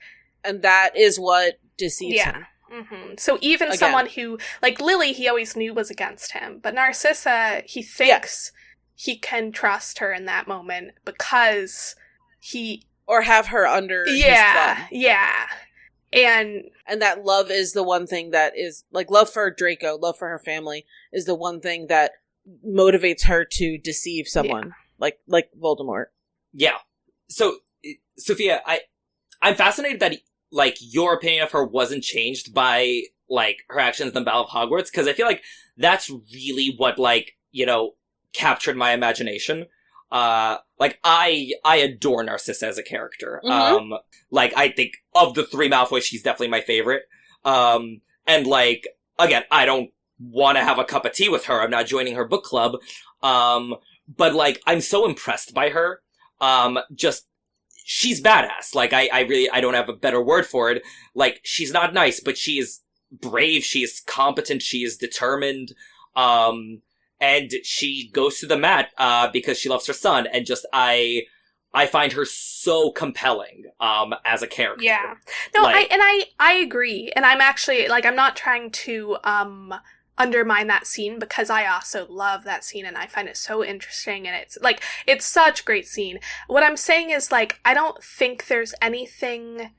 I think everything that we see about her character, we'd already seen before that scene. And that scene is another way in which we see it, and the effects of it is so interesting, and, like, but we had already seen all of that before, so I don't think that I don't think of her differently as a person, maybe more so than as a character. Like, I don't think that there's no change.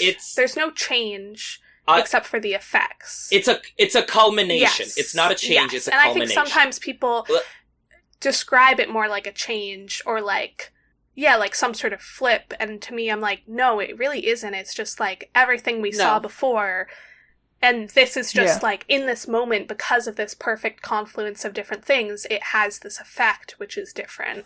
But that doesn't mean that her actions are actually that different than what we've already seen in her character. If anything, it cements that family is more important to her than anything else.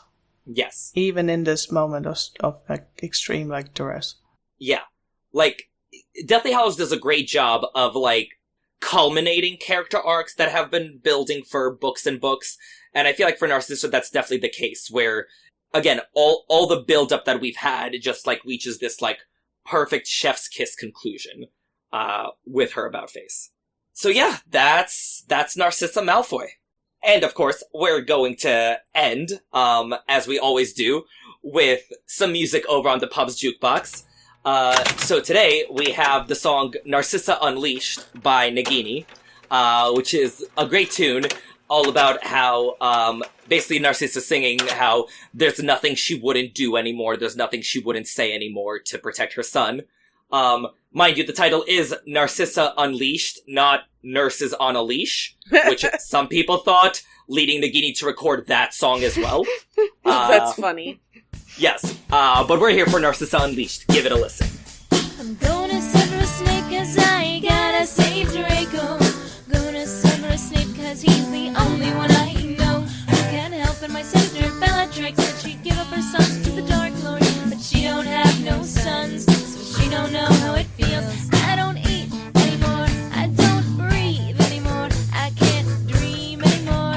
Since Lucius went away to Azkaban, and my sister Bellatrix has been to Azkaban, and I fear my love may come back like her to my sister Bellatrix. You have no idea what it's like to really love. Yeah, there's nothing that I wouldn't say anymore. And there's no one I wouldn't beg to on my knees anymore. And there's nothing that I wouldn't do anymore to save my